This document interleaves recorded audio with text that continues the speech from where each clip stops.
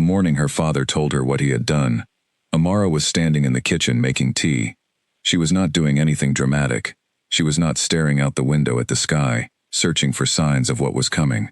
She was simply filling the kettle, listening to the water rush from the tap, thinking about nothing in particular. The sunlight came through the kitchen window the way it always did, pale and thin, doing its best against a gray October morning. The tiles were cold under her bare feet. The kettle began to heat. Everything was ordinary. Then her father walked in. He was wearing the same shirt he had worn yesterday, which was not like him. Her father, Edmund Ose, was a man who believed in pressed collars and polished shoes. He had grown up with very little, and somewhere along the way he had decided that looking put together was the one thing he could always control. So when Amara saw the creased shirt and the hollow look in his eyes, something in her stomach shifted. She put the kettle down. "Papa," she said, "what happened?" He sat down at the kitchen table. He did not look at her. He looked at the table, at his own hands, at the sugar bowl in the center of the table, as though it might offer him some direction. She had never seen her father look small before. He was not a tall man, but he had always taken up space in a way that made him feel large. Now he seemed to be folding inward, collapsing like a building with nothing left to hold it up. "I need you to sit down," he said. She sat. He told her. It took him a long time. He circled around it the way people circle around things they cannot say directly. He talked about the business, about the loan he had taken 3 years ago, about the second loan, about the deal that had gone wrong in a way he had not seen coming. He talked about the men he had borrowed from, careful men, with quiet voices and long memories. He talked about the interest that had compounded, and the payment that had been missed, and the months that had passed since then. He talked about all of these things in a voice that was barely above a whisper, and Amara sat across from him and listened and did not interrupt, because she had learned a long time ago that interrupting her father when he was confessing something only made him stop confessing altogether. Then he got to the part about Dorian Vance. She knew the name.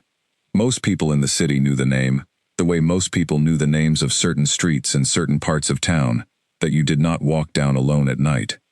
Dorian Vance ran things. That was how people said it, never more specific than that. He ran things.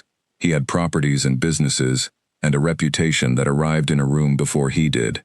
He was not a criminal in any way that could be proven in a courtroom, but he was the kind of man about whom the absence of proof said more than a conviction would have. Her father had gone to Dorian Vance for the third loan. Amara's hands, which had been resting flat on the table, curled slowly into fists. She did not speak. Her father said the debt now stood at a number she could not have earned in 2 years of working. He said Dorian Vance had come to him last week with an offer. Not a repayment plan, not an extension, an offer. Her father looked at her then for the first time since he had sat down. She saw it in his face before he said it. She saw it the way you see a storm on the horizon, still far away but absolutely certain. He said, Dorian Vance had asked for her. Not as a servant, not as an employee. As a resident of his household, under his care, for a period of no less than 1 year. In exchange, the debt would be cleared. All of it. The number, the interest, everything. Gone. Her father would keep his business, keep his house, keep his health, which the unspoken implication of the offer had made very clear, was also on the table. Her father said he had tried to find another way. He said he had lost 3 nights of sleep. He said he was sorry. Amara looked at her father for a long moment. She looked at the creased shirt and the hollow eyes, and the hands that were shaking slightly on the table.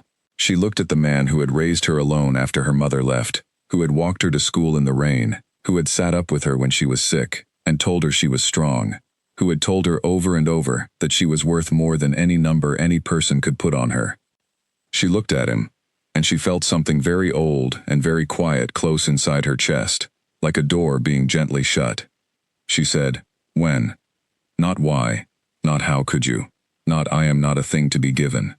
She already knew all of those answers, and saying them would change nothing, and she understood that this was how certain kinds of pain worked.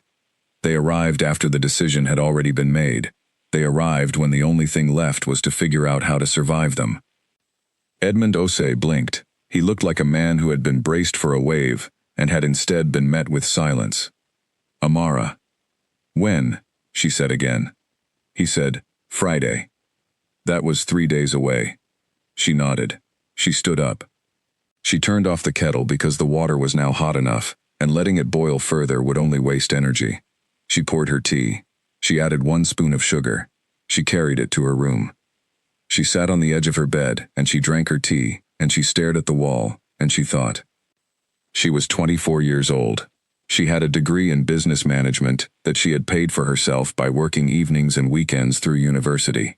She had a small, tidy apartment she rented with her salary from the logistics company where she worked. She had a handful of friends she trusted, and a few more she tolerated, and 1 very good leather jacket she had saved for 6 months to buy. She had a life. It was not a spectacular life, but it was hers, and she had built it carefully from the pieces her circumstances had given her. And now her father had traded her for a number. She finished the tea. She set the cup down on the bedside table. She pressed her palms flat against her thighs and felt the denim fabric, rough and real. She was not going to cry. Crying felt like handing something over, and she was done handing things over. On Friday, she packed a single bag. She was deliberate about what she chose. 2 pairs of trousers, 4 shirts, 1 dress she did not particularly like, but that was practical. Her good jacket, her notebook, 3 books, her phone charger. A photo of her and her university friend Lena, taken the summer they had gone to the coast together and eaten ice cream on the pier. She put the photo in the inside pocket of her jacket, where it would not be visible but where she would know it was there. She did not pack anything that belonged to her childhood bedroom in her father's house. She had lived in her apartment for 2 years, and everything she needed was already there, already hers. The act of packing felt important for that reason. She was not being collected. She was choosing what came with her and what stayed behind. Her father drove her. Neither of them spoke much in the car. He asked once if she wanted music. She said no. He kept his eyes on the road, and she watched the city move past the window, the familiar streets and the shops she knew, and the corner where Lena lived, and she fixed each image in her mind carefully, the way you memorize a place before you leave it. The Vance estate was on the northern edge of the city. She had not known it existed. That was something, she thought. A man powerful enough to have debts paid in human arrangements, and she had managed to live her entire life without knowing where he slept. The car passed through a gate attended by 2 men, who did not look unfriendly, but did not look particularly friendly either. The driveway was long. The house that appeared at the end of it was large without being showy, which surprised her. She had expected something that announced itself. This looked more like a house that had decided it did not need to. Her father stopped the car. He turned off the engine. He sat for a moment with his hands on the wheel. "Amara," he said. She picked up her bag. She opened the car door. "I am going to be fine," she said. She made her voice very even when she said it, because she knew he needed to hear it, and because she did not entirely believe it herself. But she had learned long ago that the body often believes what the voice tells it, given enough time. She got out of the car. She did not watch him drive away.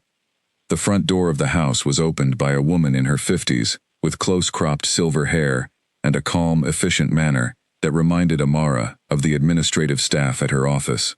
She introduced herself as Clara and said she managed the household. She showed Amara in without ceremony and without pity, which Amara appreciated more than she could have said. The interior of the house was quiet. It was a different kind of quiet from the quiet of her own apartment, which was the quiet of someone living carefully within a small space. This quiet had width to it, high ceilings and good floors, and rooms that did not crowd themselves with unnecessary things. She followed Clara up a wide staircase and down a hallway, and was shown into a room at the far end. The room was larger than her entire apartment. She did not let herself react to that. There was a window that looked out over a garden, a desk, a wardrobe, a bed. On the bedside table was a stack of books. She looked at them without touching them at first, studying the spines. Then she looked more carefully. 2 of them were books she owned. She picked up the first one slowly. It was a novel she had read 4 times. The spine was a specific shade of orange she would have recognized anywhere. She turned it over in her hands and set it back down. She told herself it was a coincidence. She did not entirely believe that either. Clara knocked and told her dinner would be at 7 if she wished to come down, and that otherwise food could be sent up, and that the choice was entirely hers. Amara said she would come down. She said this not because she was hungry or because she particularly wanted to sit at a table with a stranger who had effectively purchased the next year of her life, but because coming down felt like a decision she was making rather than a fate being imposed on her. And that distinction, small as it was, mattered. She unpacked her bag methodically. She hung her jacket on the hook behind the door. She put the photo of her and Lena on the desk, facing outward. She put her 3 books on the windowsill, arranged by height, out of habit. She put her notebook on the desk beside the photo. Then she sat on the bed and looked at the room and let herself feel, very briefly and very privately, the full weight of where she was and why. It was heavier than she had expected. She breathed through it. She pressed her feet against the floor, solid beneath her. She counted the boards in the ceiling without meaning to. When the feeling passed, not gone, but managed, she stood up, straightened her shirt, and went to find the bathroom to wash her hands before dinner. Dinner was in a room with a long table that was clearly sized for more people than were present. One end of it was set for 2. The room smelled of something being roasted, and there was bread on the table that looked warm, and Amara sat down in one of the chairs and watched the door. He came in at 4 minutes past 7. She had expected to feel something strong. Fear, maybe, or the cold animal awareness of being in the presence of someone dangerous. She had built an image of Dorian Vance from his name and his reputation, assembled him from the way her father had said those 2 words, with his voice going careful and quiet. What walked in was a man in a dark shirt with his collar open. He was not young. She put him somewhere in his late 30s, and he was not soft. He had the look of someone who had decided a long time ago that ease was not really his direction, and had arranged his life accordingly. He moved without hurry. He sat down at the opposite end of the table. He looked at her. She looked back. "You came," he said. His voice was even, not warm and not cold, just level, like a man reading the temperature of a room. "Did you expect me not to?" she said. Something shifted slightly in his expression, so briefly she almost missed it. "I didn't know," he said. She picked up her fork because the food had been set down, and because she was not going to let hunger make her any more uncomfortable than she already was. She said, "Let's be clear about something." He waited. "I am here because my father put me in a position where this was the least terrible option available to me," she said. She kept her voice calm. She had spent 3 days practicing this calm, the way other people practiced speeches. "I am not here because I am afraid of you, or because I think you own me. You do not own me. You own the terms of an arrangement my father made. Those are not the same thing." The room was very quiet. Dorian Vance looked at her across the long table. "No," he said. "They are not." She was not sure what she had expected him to say. Not that. She cut a piece of food and chewed it, and kept her face still, and let the silence settle into whatever shape it needed to take. He did not say anything else for a while. Neither did she. They ate at opposite ends of a table large enough to hold 8 other people, and the quiet between them was not comfortable, but it was not hostile either. It was something in between, something she did not have a word for yet, and she sat inside it, and ate her dinner, and told herself that she had survived harder things than this. She had. She was not, at that particular moment, entirely sure that was still true. After dinner she went back to her room. She sat at the desk and opened her notebook and wrote nothing in it. She just held the pen and looked at the blank page. Then she closed the notebook and looked at the 2 books on the bedside table, the ones that were hers in some way she could not explain. She left the lamp on for a while after she got into bed. The house was quiet around her, that wide quiet, and somewhere below she heard nothing at all. No footsteps, no music, no sound of another person existing. Just the house, holding itself in the dark. She told herself, 1 year. She had survived 24. 1 more year would not break her. She turned off the lamp. She lay in the dark and stared at the ceiling, and felt the strangeness of the room, the strangeness of the air, the strangeness of a life that had been rearranged without her permission. She did not cry.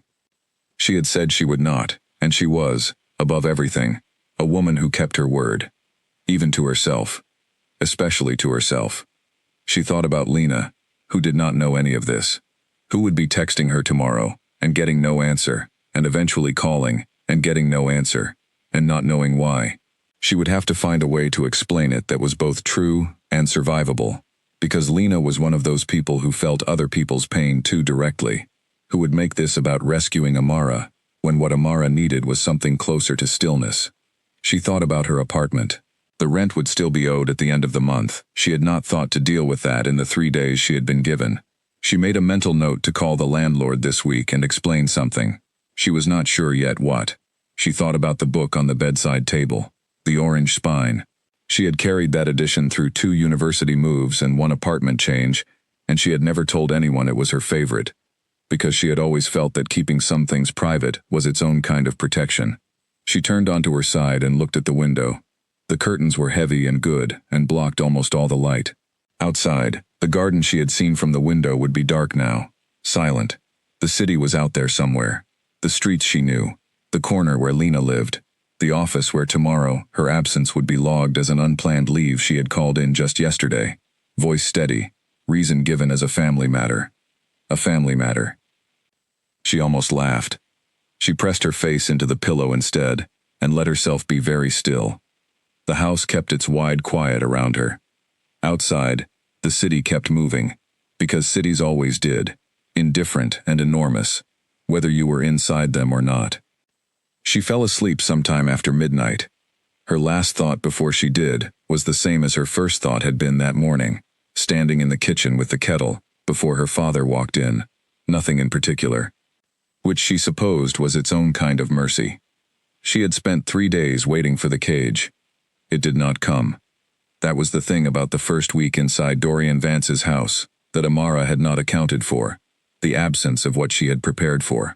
She had prepared for coldness, for surveillance, for someone making very clear through small and consistent actions what her position was and what the boundaries of her existence in that house would be.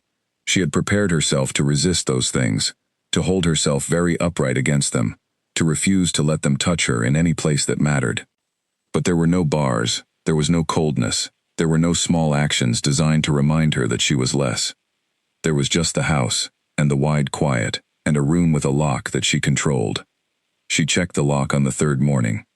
She had not checked it on the first night, because she had been too tired and too wired to think practically, and she had not checked it on the 2nd, because she had been watching for something else, some sign, some indication of what this place was. On the 3rd morning she waited until she was sure the hallway was empty, and then she closed her door from the inside, and turned the bolt, and stood there with her hand on it, and listened. Nothing. She turned the bolt back and opened the door, and the hallway was still empty. She stood in the doorway for a moment. Then she went downstairs for breakfast. Clara had established a routine without announcing it. Breakfast at 8, left in the kitchen for whoever wanted it. Lunch at 1, the same.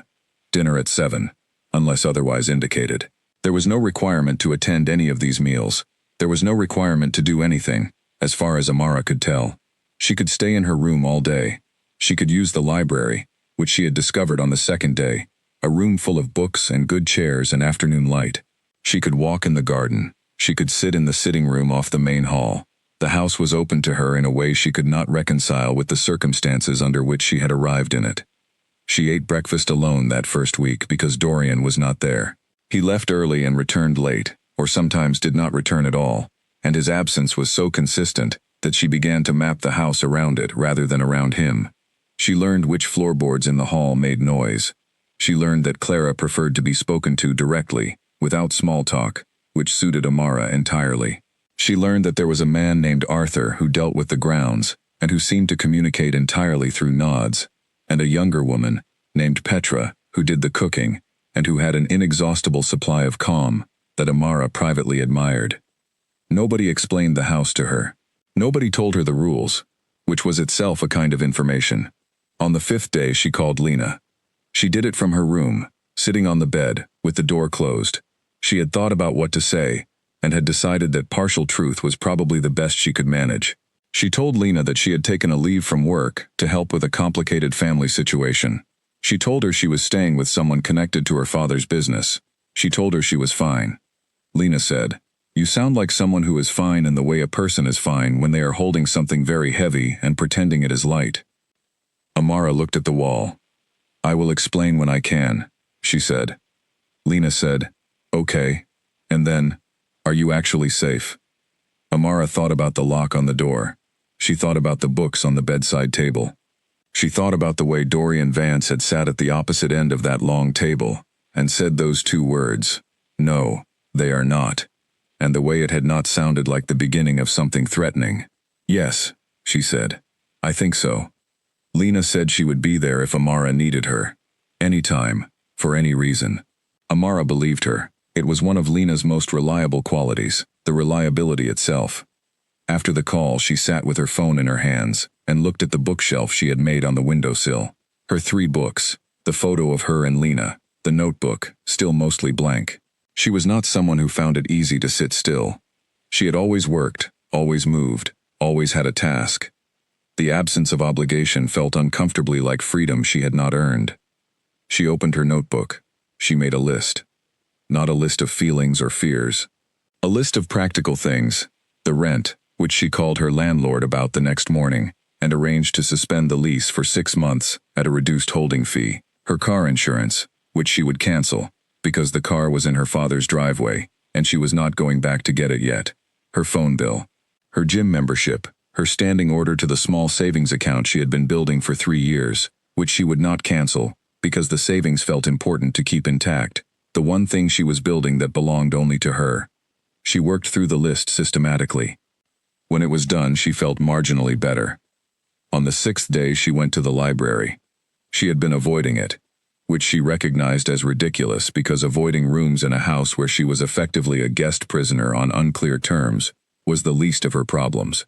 But the library had felt like an invitation, and she had not been ready to accept invitations. She went in on the 6th day because she had run out of her 3 books, and she needed something to read, and she was not going to spend the next year watching the ceiling. It was a proper library. Not decorative. Not a room where books were placed to look impressive. These were red books. She could tell by the spines, the way some of them sat at angles, the way certain shelves had gaps where things had been taken out and not replaced in perfect order. She walked along the shelves slowly, reading titles, pulling things out and looking at them. There were no rules here either, no sign saying what she could or could not borrow. She took 3 books and carried them back to her room. That evening, Dorian came home earlier than usual.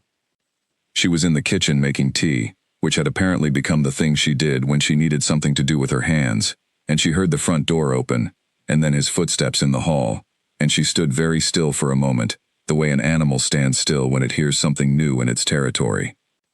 Then she kept making tea. He appeared in the kitchen doorway. He was still in his work clothes, jacket off, which she had not seen before. He looked at her at the kettle, and she looked at him in the doorway, and neither of them said anything for a moment.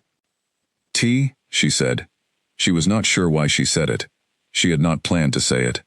He seemed equally surprised. "Sure," he said. She got down a second cup. She was annoyed at herself for the offer, but it had been made, and she was not going to take it back, because taking it back would give the offer more significance than it deserved.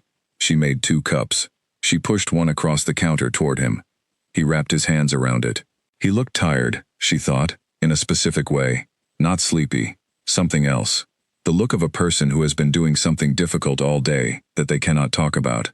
"How was your first week?" he asked. "Educational," she said. The corner of his mouth moved, almost.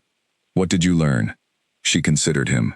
She decided that the one thing she was not going to do was perform pleasantness for a man who had entered into the arrangement that brought her here. That was too much to ask. But she was also not going to be gratuitously cold. Because gratuitous coldness was a weapon that required energy she preferred to spend elsewhere. "I learned," she said, "that the 3rd floorboard from the top of the stairs creaks. I learned that your library is better than I expected. I learned that Clara prefers directness, and Arthur communicates entirely in nods, and Petra can make anything edible from almost nothing." She wrapped both hands around her own cup. "I learned that the lock on my room door works from the inside." He looked at her steadily. "Did you expect it not to?" he said. "I didn't know what to expect," she said. He nodded slowly. He lifted his cup and drank, and she stood at the other end of the kitchen counter, and they occupied the same space without crowding each other, which was something. "I want to say something," he said. She waited. "I'm not going to tell you what to do here," he said. "There are no rules. Clara can help with anything practical you need. If there's something you want that isn't here, tell her, and we'll get it. If you want to go out, go out. You are not confined to this house." She looked at him. "Then why am I here?" she said. Her voice was even. It cost her something. He looked at her for a moment that stretched slightly. "Because I needed the arrangement your father and I made to have somewhere to live," he said. "And this is where I live." That was not an answer to what she had asked. She recognized that, and she filed it away. And she did not push, because she had learned from a very young age that pushing at the wrong time got you less than waiting. "Good night," she said. She picked up her cup and carried it upstairs. She did not look back. In her room, she sat at the desk and opened her notebook and wrote one line: "He is more careful than he appears." Then she thought about that for a while.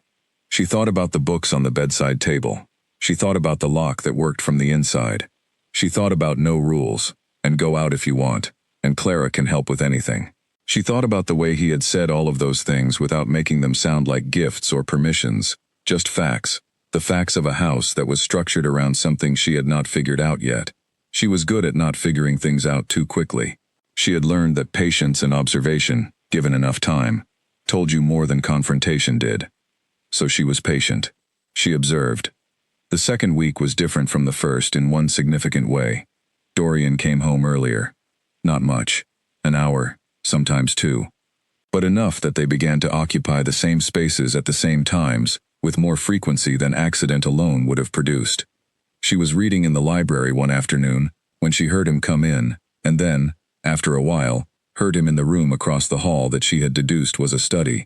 She could hear, faintly, the sound of him working, a phone call or two, the quiet movements of someone settled into a task. She kept reading. The next day he was in the kitchen when she came down for breakfast. He was reading the news on his phone and drinking coffee, and he did not look up immediately. And she went to the cabinet and got herself a bowl and the cereal she had put there at the beginning of the week, because she preferred to make her own breakfast, and she sat down at the table at the opposite end from where he was and ate. After a while he said, "How far are you in the book?" She looked up. "Which one?" she said. "The green one," he said, "with the lighthouse on it." She looked at him for a moment. "You know it?" she said. "I read it 3 years ago," he said. She considered this. "What did you think?" "I thought the ending was honest," he said. "I didn't like it, but I thought it was honest." She had thought the same thing. She had argued with the book about its ending for 2 weeks after finishing it, and then come around to it. She did not say this. "I'm on page 200, she said. He nodded, and went back to his phone. She finished her cereal. She washed her bowl. She went back upstairs. In her room she stood at the window and looked at the garden, at the late autumn light moving through the branches of the trees. The second week ended without drama. The third week she started walking. She went out in the mornings before breakfast, taking the garden path that Clara had showed her, extended around the rear of the property, and down to a small gate that led out onto a narrow road that eventually rejoined the main street a 10-minute walk away. She walked quickly, and with her hands in her pockets, and her jacket collar up, and she let the cold morning air take some of the weight she carried everywhere. One morning she went through the gate and all the way to the main street and stood there for a moment, watching the cars, watching the people moving with their coffees and their headphones and their ordinary mornings, their lives arranged around their own choices. She stood there for a long time. Then she turned and walked back through the gate. She did not leave because she had nowhere to go that would not make things worse, not because she could not. That distinction was important to her. She was not trapped. She was choosing to be here, within the constraints her father had created, and that choosing was the thread she held on to most carefully. Back in her room she opened her notebook. She looked at the one line she had written in the first week. She wrote a second line, and more complicated than his reputation suggests. Then she closed the notebook. The month was almost over. Outside, the garden had given up the last of its color and gone properly brown. The light arrived later each morning. The house was warm in that solid, unfussy way of well-built old structures. She was still standing. She had not cracked. She had not cried since the night her father drove away. She intended to keep it that way. She started working again in the fourth week. Not her old job. She had arranged the leave, and it was still holding, but she had also started doing small freelance accounting work on her laptop. projects she found through an online platform that connected businesses with remote consultants. She was good at numbers. She had always been good at numbers. They were honest, in a way most things were not.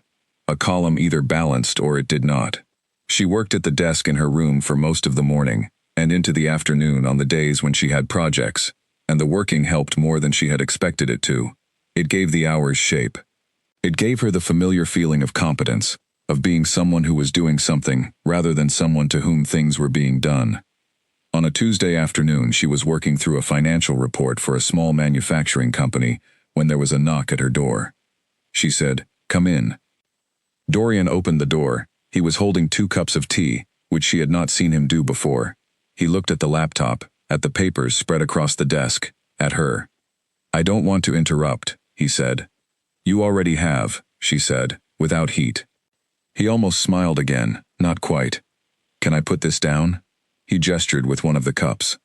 "You can put it on the corner," she said, and turned back to her screen. He put the cup down where she had indicated. He looked at what was on the screen for a moment. She did not hide it, and did not invite him to look, just let him see it, because it was a balance sheet, and she had nothing to hide in a balance sheet. "You're good at this," he said. "Yes," she said. He went out and closed the door quietly. She picked up the tea. It was exactly how she had made it for herself the night they had shared a cup in the kitchen. 1 spoon of sugar, a small amount of milk. She had not told anyone in this house how she took her tea. She set the cup down very carefully. She went back to the balance sheet. She sat with the numbers for a long time, which was good, because numbers required attention, and she needed her attention occupied more than she needed to think about the particular temperature of the tea, and what it meant, or did not mean. Later she thought, she had been here almost a month, and she had not broken, and she had not cried, and she had not surrendered 1 centimeter of herself to the strangeness of her situation. But she had accepted a cup of tea, and she had not given it back, and she was not entirely sure what to do with that. It started with a question about the rain. She was in the library on a Thursday evening in November, curled into the deep chair by the window. The rain had started an hour ago, and it was coming down seriously now. Not the thin apologetic rain the city usually offered, but something heavier, with intent. She was reading and listening to it at the same time, the way you do when a sound is good enough to share your attention. Dorian came in. He did this sometimes now, appeared in rooms she was occupying, and she had stopped reacting to it the way she had in the first weeks. He crossed to the desk and found what he was looking for, a folder she had noticed there earlier without knowing what was in it. He was on his way back to the door when he paused. "It's coming in through the north-facing windows," he said. "Are you warm enough in here?" She looked up from her book. "Yes," she said. He looked at the rain against the window. She watched him look at it. He had the expression of a man who was not really looking at the rain, but at something behind it. Some thought the rain had arrived alongside. "Do you like rain?" she said. She was not sure why she asked. It was a small question and probably irrelevant, but the silence had space in it, and the question went into the space, and then it was asked. He turned his head toward her slightly. "I don't mind it," he said. "It makes the house feel more contained." She looked at the window. "Yes," she said. "It does that." He went out. She turned back to her book, but the words did not arrange themselves properly for a while. She was thinking about what he had said. It makes the house feel more contained. It was an odd thing to say, she thought. Not warm, not cozy, not comfortable. Contained. Like a man who found comfort not in softness but in edges, in knowing where the walls were. She understood that. She would not have admitted it, but she understood it. Over the weeks that followed, the conversations appeared in the same way that one had.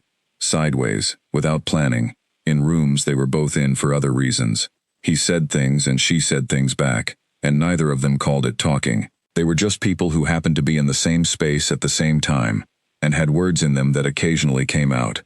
She learned that he had grown up in a city that was not this one, that he had come here at 22 for work and had not gone back. He said this the way you say facts about geography, without inflection, but she was beginning to be able to read the absence of inflection in the things he said and recognize it as a kind of information. She told him that she had grown up in this city, that her father had moved them here when she was 6, and that she had never left because leaving had always felt like something people did when they had somewhere better to go. and she had not been sure where that would be. "Have you changed your mind about that?" he asked. She thought about it.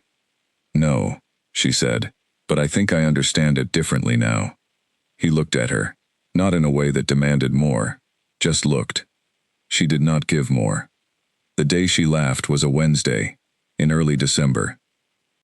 She had not meant to laugh.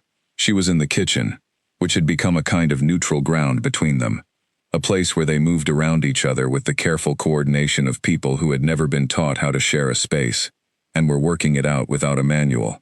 She was making soup because she had found a recipe in a book in the kitchen, and she had decided she wanted to cook something, which was its own kind of small defiance, doing something for pleasure rather than necessity. She was dicing onions when Dorian came in.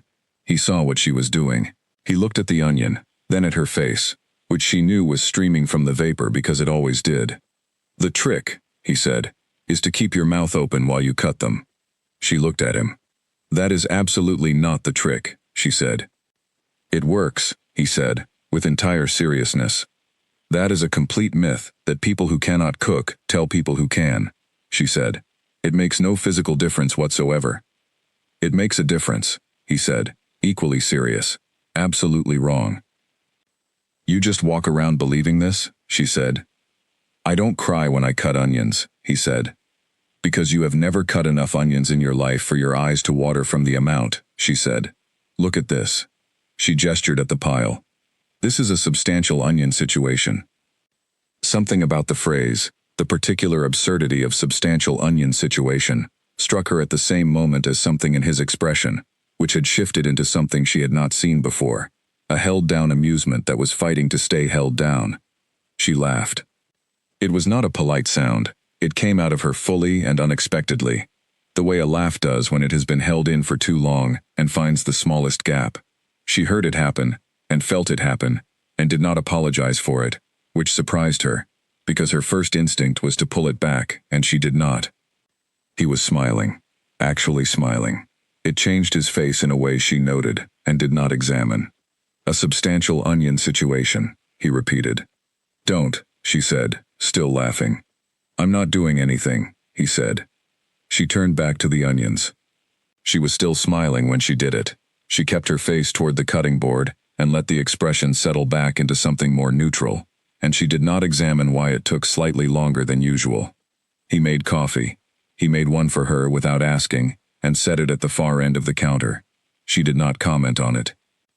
The soup, when it was finished, was good. She left a portion in a covered pan on the stove for anyone who wanted it, and took her own bowl up to the library. She sat in the deep chair and ate and thought about the laugh. It was the first real one in over a month, the first one that had come without her choosing it.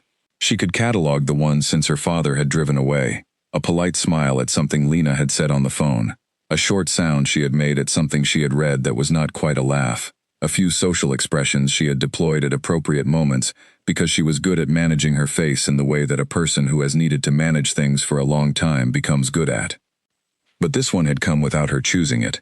It had come because of a man who believed in a myth about onions, and had defended the myth with complete conviction, and that was such a small and ordinary and human thing that it had gotten through whatever she was carrying in her chest without asking permission. She set the empty bowl on the side table. She looked at the rain again. It was still going. She thought, I did not apologize for laughing. Then she thought, why would I? The third month brought a change she had not prepared for, which was that she started to know him. Not know about him. She was careful with that distinction. Knowing about a person was different from knowing them. She had spent years knowing about her father, assembling information, tracking patterns, predicting outcomes. That was a kind of knowing that kept you at a distance, which was sometimes necessary and sometimes lonely. This was different. It came in fragments, small and unannounced. The way he looked at his phone sometimes and went very still, and then set it face down, with a particular deliberateness that meant something had arrived that he did not want to process in front of anyone. The way he moved through the library, not browsing, but going directly to what he wanted, as if he had memorized where everything was. The way he listened. She noticed that about him very early, and kept noticing it. He listened without preparing his response while you were still talking. Most people did not do that. Most people were already constructing their answer before you had finished your sentence. He waited. She did not know what to do with someone who waited.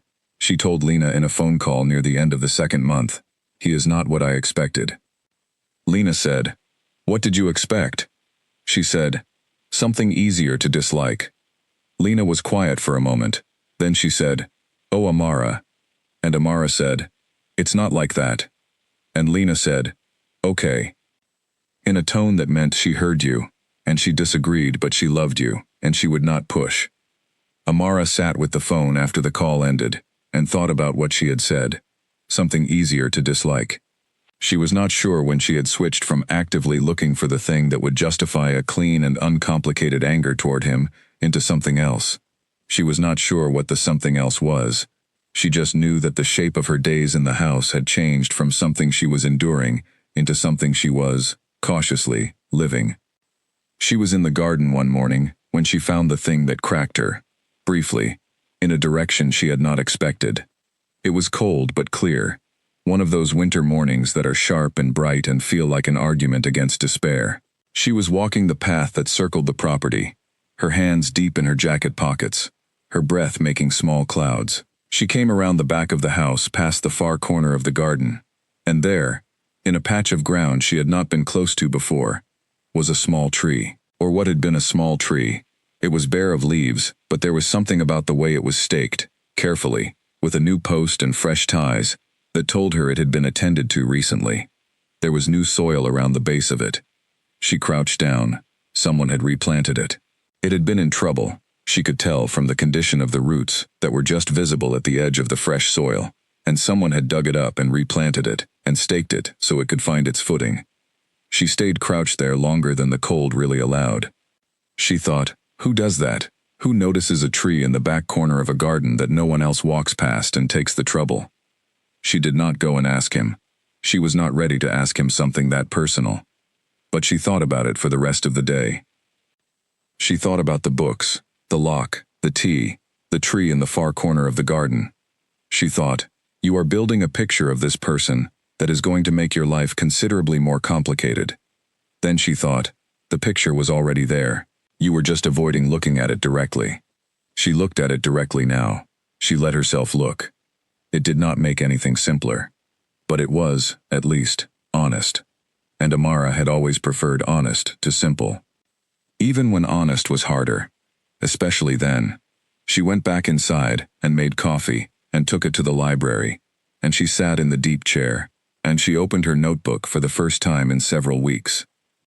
The 2 lines she had written before were still there. He is more careful than he appears, and more complicated than his reputation suggests. She read them. Then she turned to a fresh page. She wrote, "What do I know?" Then she started a list. She was a person who thought better in lists, who found that putting things outside her head and into a structure she could look at gave them shape and reduced the particular kind of anxiety that came from feeling like thoughts were circling without landing. She wrote, "He does not use his size to take up more space than he needs." She wrote, "He does not ask questions that are really demands in disguise." She wrote, "He waited before he told me about the arrangement. He let me ask." She wrote, "The library. The books on the table. He knew." She stopped. She looked at that last item. She had been avoiding giving it the direct attention it deserved, because giving it attention led to a question she was not sure she wanted to answer, which was, how had he known which books to put on that table? The answer to that question was not simple. It required that someone had paid attention, at some point, to the specific details of who she was. Not her circumstances, not her usefulness. Her, what she read, what she chose. She closed the notebook. She sat with that for a while. Outside, the morning had moved into afternoon, and the light had shifted, going golden and lower in the way December light did. The house was quiet the way it always was, that wide quiet she had stopped fighting and started moving through. She got up, she stretched, she put the notebook back on the desk. Then she went downstairs and asked Clara where she might find Dorian. Clara said he was in the study, and asked if she should announce her. She said, "No, thank you." She walked to the study. She knocked on the closed door. He said, "Come in." She opened the door. He was at the desk, papers open in front of him. a half-empty coffee cup at his right hand. He looked up. She stood in the doorway. She had not planned exactly what she was going to say, and was now aware of that gap. "The tree in the back corner," she said. He waited. "Did you replant it?" she said. He looked at her for a moment. "Yes," he said. She looked at him. "Why?" she said. He picked up his pen and set it down again, not nervous, just thinking.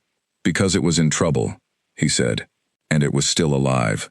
She stood in the doorway and felt something she did not name move through her chest and out the other side. "Okay," she said. She went back down the hallway. She did not know why she had asked. She knew less now than she had before she went in, and more at the same time, in the way that happens when the answer to a question is not information, but a kind of quality, a kind of character, and what you come away with is not a fact, but an impression so clear, it might as well be one. She went back to the library. She picked up her book. She read until it was dark outside, and the lamp on the table was the only light in the room, and she was aware, at some point during those hours, that she was not thinking about the year ending and leaving. She was thinking about the page she was on, and the sound of the house, and the coffee that had gone cold on the table beside her. She was just there. That was, if she was honest about it, the most alarming thing that had happened since she arrived. She called Lena again that night, not because she had something specific to say, but because Lena was the person in her life who kept the thread between who she had been and who she was in the process of becoming, and sometimes you needed to hold that thread from both ends. Lena picked up on the second ring. She said, "You sound different." Amara said, "Different how?" Lena said, "Less like someone waiting for the door to open so they can leave, more like someone who is in a room." Amara sat on the edge of her bed and thought about that. She said, "I don't know if that's good." Lena said, "I don't know either, but I think it might be real." After the call, she lay back on the bed and looked at the ceiling, at the familiar cracks and shadows she had stopped noticing, because they had become ordinary, which was itself a thing to consider, the speed at which the extraordinary became ordinary when you lived inside it long enough. 3 months ago she had sat in a kitchen in her father's house and listened to something break. Now she was lying in a room that she had not chosen, but had made her own in small ways, and outside the door was a house she had learned, and somewhere in that house was a man she had not understood and was beginning to, and none of this was what she had planned. She was not sure what to do with any of it. She turned onto her side. She looked at the photo of her and Lena on the desk. The summer, the coast, the ice cream, the pier. She thought, "I am still me." She held on to that. She fell asleep holding it. The tree in the back corner of the garden was still upright when she checked it the next morning. Something about that felt important. She kept walking. She was not supposed to see it. That was the thing she came back to afterward, when she was trying to understand what had happened and what it meant. She was not supposed to be in the east wing of the house at that hour. She had not been in the east wing at all before that evening. She had not even known it was where it was until she had gone looking for Clara about a household matter, and had taken a wrong turn in the back corridor, and had ended up standing in front of an open door she had not seen before. It was a small room, not a study, not a bedroom, more like a sitting room for one. A single lamp in the corner, a chair, a small table, and Dorian sitting in the chair with his head tipped back against the wall and his eyes closed, and nothing in his hands, and no phone, no papers, no object of any kind. Just himself, in the room, in the quiet. She stood in the doorway for a moment. She had seen him in many postures by now. She had seen him efficient, and she had seen him careful, and she had seen him listening, and she had seen him thinking, and she had seen him, once, managing something difficult on a phone call, with a patience that had impressed her, precisely because it was clearly costing him something. But she had not seen this. She had not seen him without a task, without an objective, without the particular quality of forward motion that seemed to be the way he moved through his days. He looked, in that chair, like a person resting. Not sleeping, just resting. Like a person who had put something down for a moment and was remembering, very briefly, what it felt like not to carry it. She stepped back from the doorway before he opened his eyes.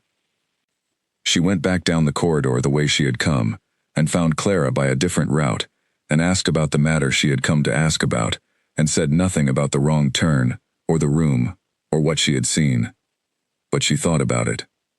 She thought about it the way you think about something that does not fit the frame you have been using to organize a person.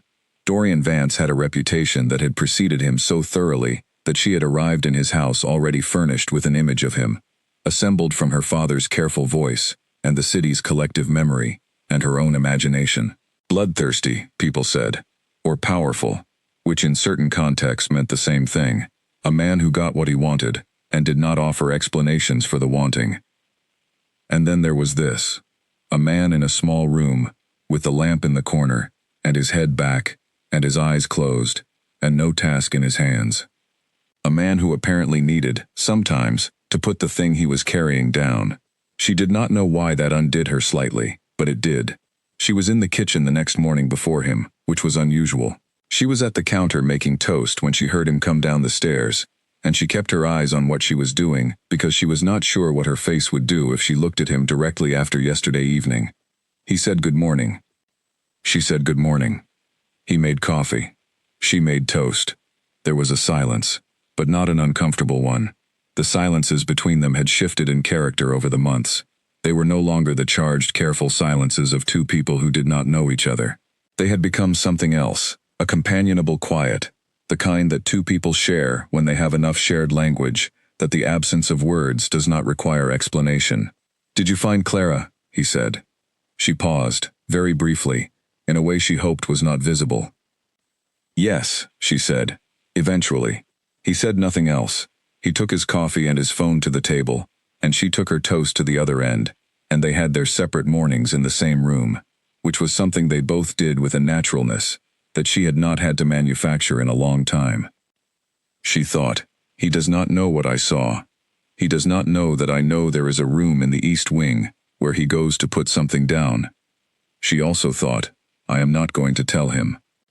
She was not going to tell him because what she had seen was private, and whatever complicated web of obligations and arrangements existed between them, she did not think a person's private moments of rest belonged to anyone but themselves. She had arrived in this house having been traded against her will, and she understood better than most people what it felt like to have your private things treated as communal property. She was not going to do that to someone else, even him. She finished her toast. She washed the plate. She went upstairs. She opened her notebook. She wrote, "There is more to him than what is visible. This is no longer a surprise. But I am beginning to understand that the more is not sinister. It is just private." She stopped. She wrote, "I know the difference." Then she thought about whether she was being careful enough in her own assessments. She was not someone who gave herself over to impressions easily. She had spent years maintaining a healthy skepticism about people's visible surfaces because she had learned, from her father among others, that what people showed you was not always what was real. Her father had shown her love and dependability and safety, and then had traded her like a ledger entry. She did not think she was naive about people, but she also recognized that the particular armor she carried sometimes confused caution with coldness, and that closing herself off from all new information to protect herself from the possibility of being wrong was its own kind of failure. She was trying to be honest without being reckless. It was a narrow road. That evening she went to the library at the time she usually went to the library, and he was already there. He did not look up when she came in, and she did not announce herself, and she went to the shelf and chose a book and sat in the chair that was not the one closest to the lamp, but the one near the window, which had become hers in the way that chairs in shared spaces become yours when you sit in them enough times. They read. The rain started again outside. It was December now, and the rain was the cold, serious kind that came with the season. After an hour, maybe slightly more, she said, "Can I ask you something?" He put his book down. He looked at her in the lamplight, which was the most usual light she saw him in at this hour.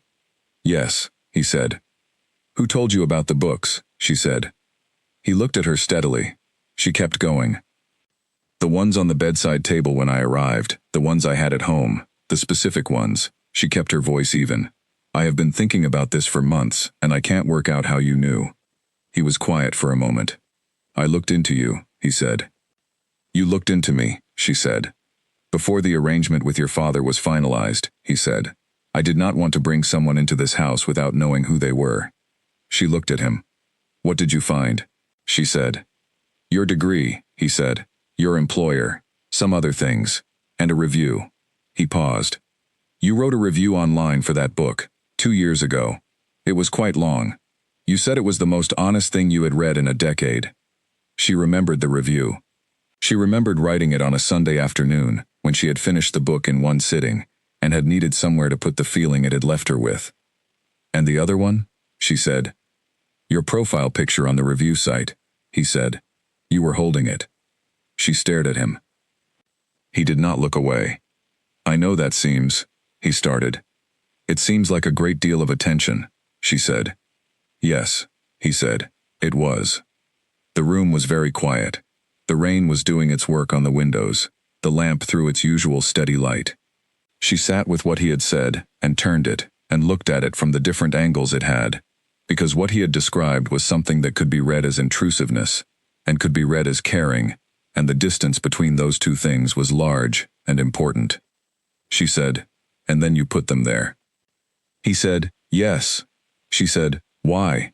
He said, because you were coming into a house you did not choose, and I wanted there to be something in it that was already yours. She sat with that for a long time.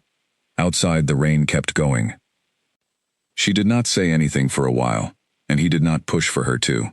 He picked his book back up and she sat with her book closed in her lap, and listened to the rain, and felt the warmth of the room around her, and tried to organize what she was thinking into something that had edges. She could not. She did not know what to do with a man who had looked into her life closely enough to find a book review, and then quietly arranged for those books to be waiting for her. She did not know what to call that. She was not sure that what she called it even mattered as much as the fact of it, the plain factual fact that he had done it. She opened her book. She read 3 pages before she realized she had not absorbed any of them. She looked up. He was reading, apparently without difficulty, because he was not her, and this was not his world folding at the edges. She went back to her book. She absorbed the next 3 pages better. That night in her room, she stood at the window and looked at the garden in the dark. She could not see much. The outline of the trees, the path, the faint shape of the garden gate. Somewhere in the darkness at the back corner was the small tree that was still standing because someone had replanted it. She stood there for a long time. She thought, you are in trouble. She thought, not the kind of trouble you prepared for. Then she went to bed. She lay on her back in the dark and felt the house hold its wide quiet around her, and thought about the strange mathematics of this situation, the way something built from such a wrong beginning could contain, within it, things that were not wrong at all. She was not a person who dealt in romanticism. She was a person who dealt in what was in front of her, in facts, in the solid and measurable. She had always trusted that way of moving through the world. But the solid and measurable things in front of her now were a man who had paid attention, a room in the east wing, a tree that was still standing, 2 books on a bedside table, a cup of tea made exactly right without being asked. She could not measure what those things added up to. She was a woman who could balance any ledger, and she did not know how to balance this one. She called her father the next day. She had not called him since she arrived. He had called twice in the first week, both times going to voicemail, and she had texted back both times with a single line, I am fine. I will call when I am ready. And that had been enough to keep him at a distance while she found her footing. She had not been ready until now. She was not entirely sure she was ready now, but she needed information that only he had, and she had run out of patience for not having it. He picked up on the first ring. He said her name like it had been sitting in his mouth. She said, I need you to tell me something truthfully. He said, yes. She said, before all of this, before the debt, had you ever spoken to Dorian Vance? There was a pause. She felt the pause the way you feel the silence, before an answer that matters. Her father said, he approached the business 2 years ago. He was interested in a partnership. I said no. She said, why did you say no? Her father said, because I did not want to be in business with a man like that. She said, and then you borrowed from him. Her father said, yes. She said, why? Her father said, because there was no one else. She sat with that. She knew it was true. She had done the numbers in her head in the early weeks, and she knew the state of her father's finances well enough to understand that by the time he had gone to Dorian Vance for the third loan, the geography of his options had narrowed to almost nothing. She said, "And the arrangement he proposed, the one with me." Her father went very quiet. She said, "Was it his idea or did you offer?" The pause before that answer was longer. Edmund Osei said, "He mentioned it, as an option. I should have refused immediately." She said, "But you didn't." He said, "No." She said, "Okay." She ended the call. She sat in her room and felt the old, quiet grief of a daughter who loves a flawed man and cannot stop loving him, and cannot pretend the flaw did not happen. It was not a new feeling. She had been carrying it in one form or another for many years, but it had a new weight now, and she let herself feel the weight without flinching from it, because the alternative was pretending it was lighter than it was, and she had always done herself the courtesy of honesty. She picked up her notebook. She turned to a blank page. She wrote, "He mentioned it, as an option." She stared at those words. Then she wrote, "But he is here, in this house, working, living, and I am here, working, living, and neither of us is who the story says we are." She closed the notebook. She went downstairs. She went into the kitchen, and she started making dinner, which she had begun doing twice a week now because she preferred to cook when she could, and because the kitchen was hers in the way of shared things, which was to say that it belonged to no one, and therefore to everyone in it. Dorian came home while the rice was cooking. He came into the kitchen and looked at the stove, and then at her. She said, "Sit down. It's almost ready." He sat down. She served the food. She put the plates on the table and sat down herself, and they ate. They talked a little, not about anything that mattered, about a book, about the weather getting colder, about whether the gate at the bottom of the garden path needed a new latch. Small things, practical things, the texture of a life shared in a small way. She thought, "This is not what I planned." She thought, "This is real." The difference between those two things was everything. In January, she received her first payment from the freelance platform she had been working through. It was not large, but it was hers, earned by her own competence, and she looked at the notification on her phone and felt a small, fierce satisfaction that had nothing to do with the amount. She was still capable of making things, of building things, of adding to the particular sum of herself. She had been afraid, she realized, that living inside someone else's arrangement would erode that she would lose the sense of herself as a person who moved through the world, rather than a person to whom things happened. She had been afraid that gratitude, or comfort, or the slow softening of her circumstances would cost her something she could not afford to lose. She looked at the notification on her phone. She was still standing. More than standing. She was still going. She texted Lena a series of numbers, no context, just the figure. Lena texted back immediately, "You did that yourself." She texted back, "I always do." Lena sent a response that was mostly punctuation and entirely correct in its enthusiasm. Amara put the phone down and looked out the window. The garden in January was bare and cold and very clear, the way winter gardens are when all the soft things have gone and what is left is the structure underneath, the bones of things. She thought about that for a while. She thought, maybe that is what this year is. The soft things stripped away, the structure underneath. She thought about what the structure was showing her. She was not ready to name it yet, but she was not looking away from it either. And that, she thought, was probably the beginning of something. Whether it was the beginning of something good or the beginning of something complicated was a question she left open. She had time, and she had always been patient. It was February when it happened. She had been thinking about it beforehand, in the vague way you think about things you are not ready to act on, circling them at a safe distance, letting them exist in the outer ring of your awareness without committing to them. She had been thinking, there are things about me that no one in this house knows, and she had been thinking, I am tired of carrying them alone. That second thought was the one that surprised her. She was not a person who put things down easily. She had learned very early that the people you put things down in front of did not always treat them carefully. Her father had occasionally weaponized the things she told him, in the way people do when they are under pressure and need leverage, and the softest available target is the one who loves them. She had learned from that.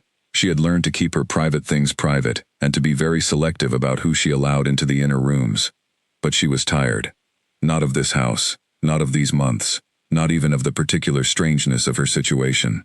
She was tired in a much older way, the way of a person who has been carrying something for so long that the weight has become ordinary, and the ordinariness is the problem, because it means you have forgotten that you were not supposed to carry it forever.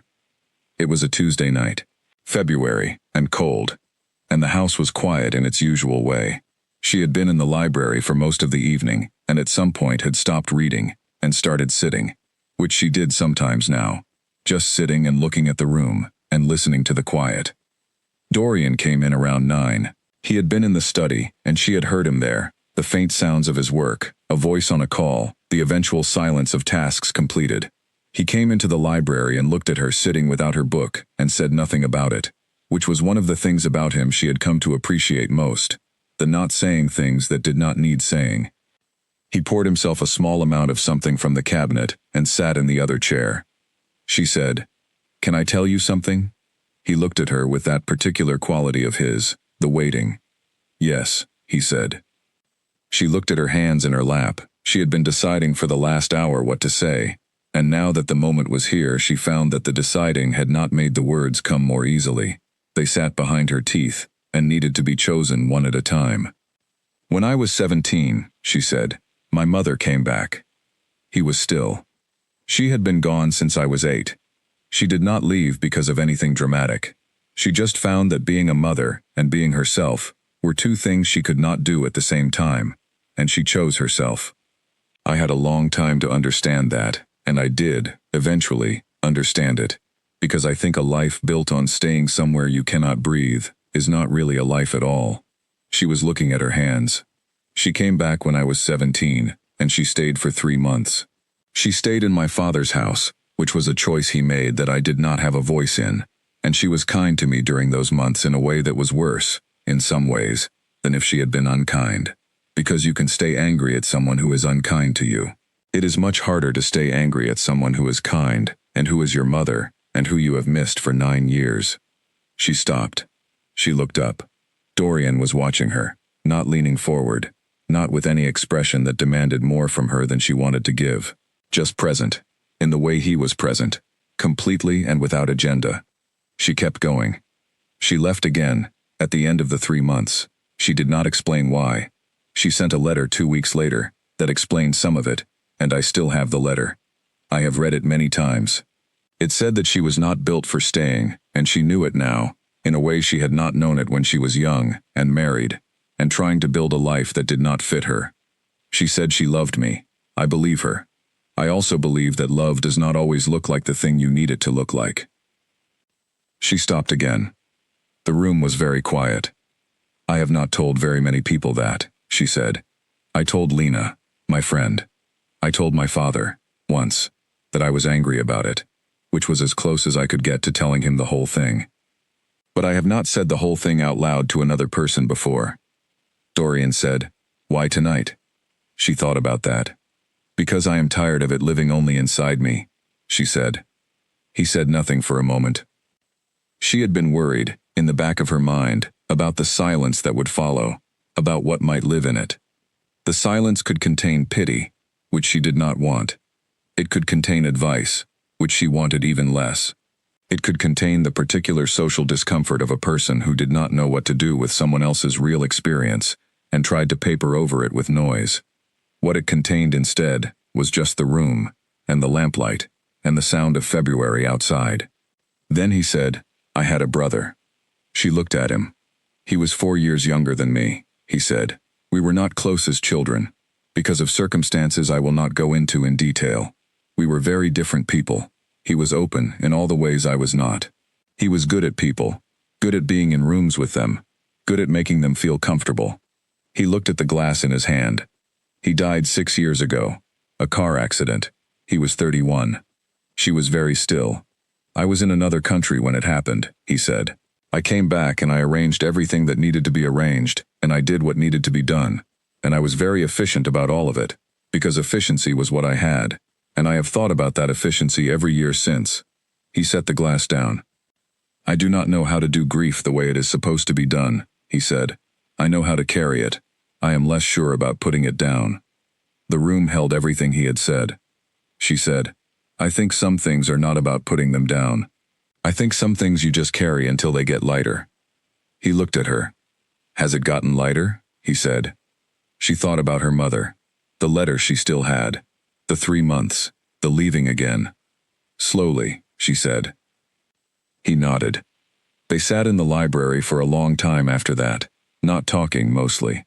The subject had said what it needed to say, and what was left was not more words but a different kind of quiet, one that had something in it now that had not been there before. She did not know what to call it. She thought maybe it was the quality of having been honest with another person, and having had that honesty received without damage, which was not something she had much experience with. She thought about his brother. She thought about the efficiency he had described, and the annual reckoning with that efficiency, which was, she understood, its own kind of grief for the grief he had not let himself have. She was not surprised by this. She had been watching him for months, and she had seen the way he operated, the precision and the control. The room in the east wing where he sat with nothing in his hands. She understood now a little more about what the room was for. She picked up her book. She did not read, but having it in her hands was steadying. He picked up his glass. They sat. Sometime after 10 she said good night and went upstairs, and she did not feel lighter exactly, but she felt different, in the specific way you feel after something that was inside you has been outside, even briefly, and has not been treated carelessly. She sat at her desk and opened her notebook. She wrote, I told him about my mother. He told me about his brother. Neither of us is exactly what we are carrying, but we are shaped by it. I think that might be the most honest thing I know about people. She closed the notebook. She looked at the photo of her and Lena, the summer and the coast and the ice cream. She thought, I am still me. She thought, but I think I am also becoming someone slightly new. She was not afraid of that. She was, for the first time in a long time, curious about it. What that said about the past 4 months, and the house, and the man in the library, and the conversation they had just had, she was not ready to say out loud. But she was honest enough to know she knew. The lamp on the desk threw its small, steady light. The house kept its quiet around her. Outside, February did what February did, cold and determined, and slowly, slowly giving way. She did not sleep for a long time. Not from distress. She knew the difference between the kind of wakefulness that came from anxiety, and the kind that came from being too full of something to close down. This was the second kind. She lay in the dark and felt the fullness of the evening and let it be there, without trying to sort it into something manageable. She thought about the things she had told him. She thought about the things he had told her.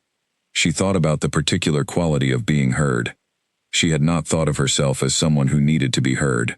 She had not thought of herself as someone who needed, in that particular way, because need was vulnerability, and vulnerability was territory she had been very careful about since she was old enough to understand its cost. But she had been tired of the silence around her mother's leaving. She had carried it for 17 years. She had folded it into herself so completely that most days it was just part of the texture of who she was, not separate from her but woven in. And tonight she had taken one thread of it out, and said it plainly, and he had received it plainly, and then offered something of his own in return. Not as an exchange, not as a currency, just as a human response to a human thing. She stared at the ceiling. She thought, this is the thing about him that I was not prepared for. Not his power, not his reputation, not the arrangement, not even the books on the bedside table. This, that he is careful with things that are given to him. She was not sure what to do with that knowledge. She pulled the blanket up. The room was warm enough, but she wanted the weight of it. She thought about Lena saying, you sound less like someone waiting for the door to open so they can leave, more like someone who is in a room. She thought, I am in the room. She was in the room, and the room was not a prison, and the person she was sharing it with was not who she had been prepared for. The night stretched out around her, wide and quiet. She slept. When she woke in the morning, the world was the same as it always was. Pale winter light, the sound of the house, the garden cold and clear outside. She got up. She washed her face. She looked at herself in the mirror. She was 24 years old, and she had been here 4 months, and she had told a man something true about herself, and the world had not ended. She went downstairs. He was in the kitchen. Neither of them said anything about the night before, not because it needed to be erased, but because it did not need to be confirmed either. It had happened. It was between them. It did not require management. She made tea. He made coffee. They sat at opposite ends of the table and had their separate mornings in the same room, and it was exactly the same as all the other mornings, except that it was not the same. The room held more now. The quiet held more. She held more, and the more was not heavy. It was, tentatively and against all reasonable expectation, something closer to warm. She did not name it. She was not ready, but she let it be there. It was, she decided, enough for now. She finished her tea. She rinsed the cup. She went upstairs to her desk and opened her laptop and started work. Numbers. Clean and honest. Every column accounted for. She was good at this. She had always been good at this. What she was only now learning to be good at was the other kind of accounting, the kind where you looked at what you had been given and what you had lost and what you had found and tried to work out what it added up to. She did not have the answer yet, but she was still working. That felt like enough. That evening she went back to the library. He was not there yet. She settled into her chair and opened her book and read for a while. And at some point she became aware that she was listening for his footsteps in the hallway the way you listen for rain when you already know it is coming. She noticed that she was listening, and noted it down in the careful internal account she kept of herself and kept reading. He came in at 8:30. He did not say anything. He chose a book and sat down. After a while she said, "Thank you, for what you told me last night." He looked at her over his book. "You do not need to thank me," he said. She said, "I know. I am doing it anyway." He said, "All right." She went back to her book. He went back to his. The library was warm, and the lamp was on, and outside the February cold was doing what it did, and they sat in there together and read, and it was the most ordinary evening she had had in this house. It was also, she thought, one of the best. Not because anything had been resolved. Nothing was resolved. The arrangement was still the arrangement. Her father's debt was still the reason she was here. The 12 months still had months remaining. None of the external facts had changed. But something internal had. She had trusted someone with something real. And nothing terrible had happened. She had sat with a man who was supposed to be frightening, and had found someone who had lost his brother, and did not know how to do grief properly, and sat alone in a small room sometimes, to put the weight down. She had found someone human. And in finding him human, she had allowed herself to be human too, which was its own kind of restoration.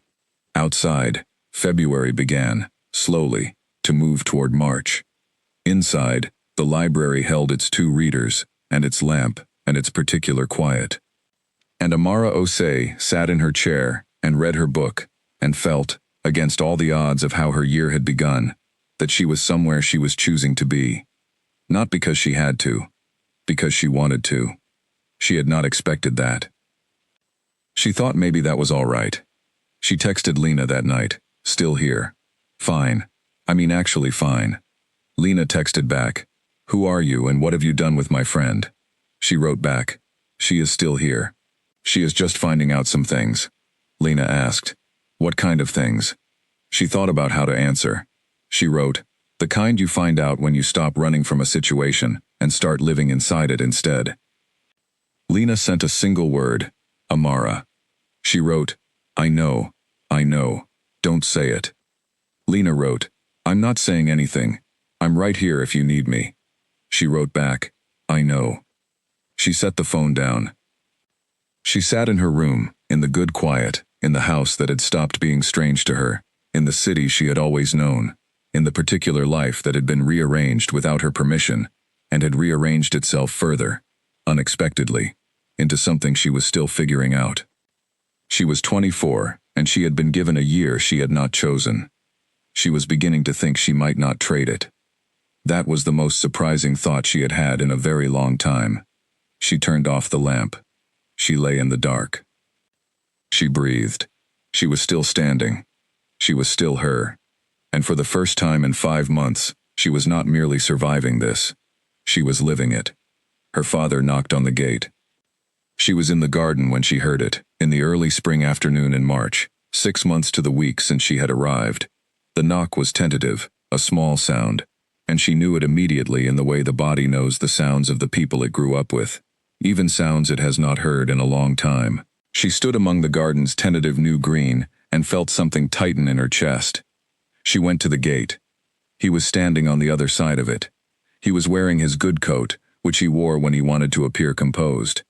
He had not worn it naturally. He was holding himself the way people hold themselves when they are ashamed and trying not to show it. She opened the gate. They stood looking at each other.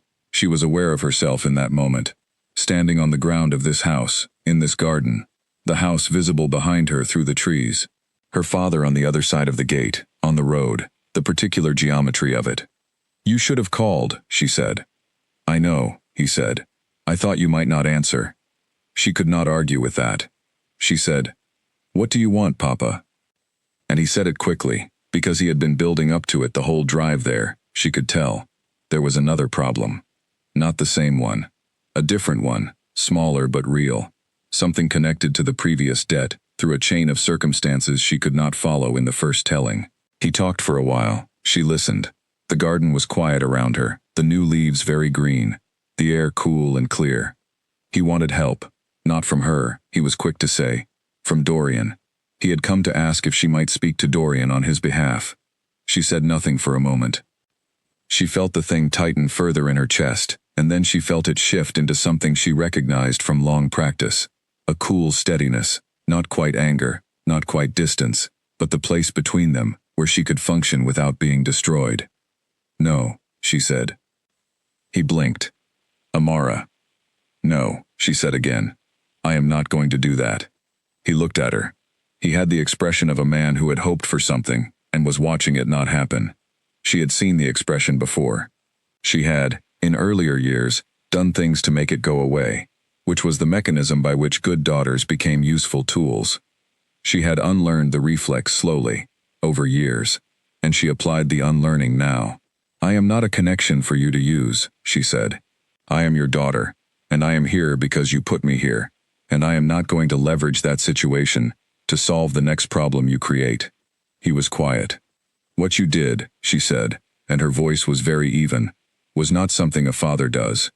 I have had 6 months to live with that fact, and I have made my peace with it, which does not mean I have forgotten it, or that I will pretend it did not happen." He said, "I know." She looked at him.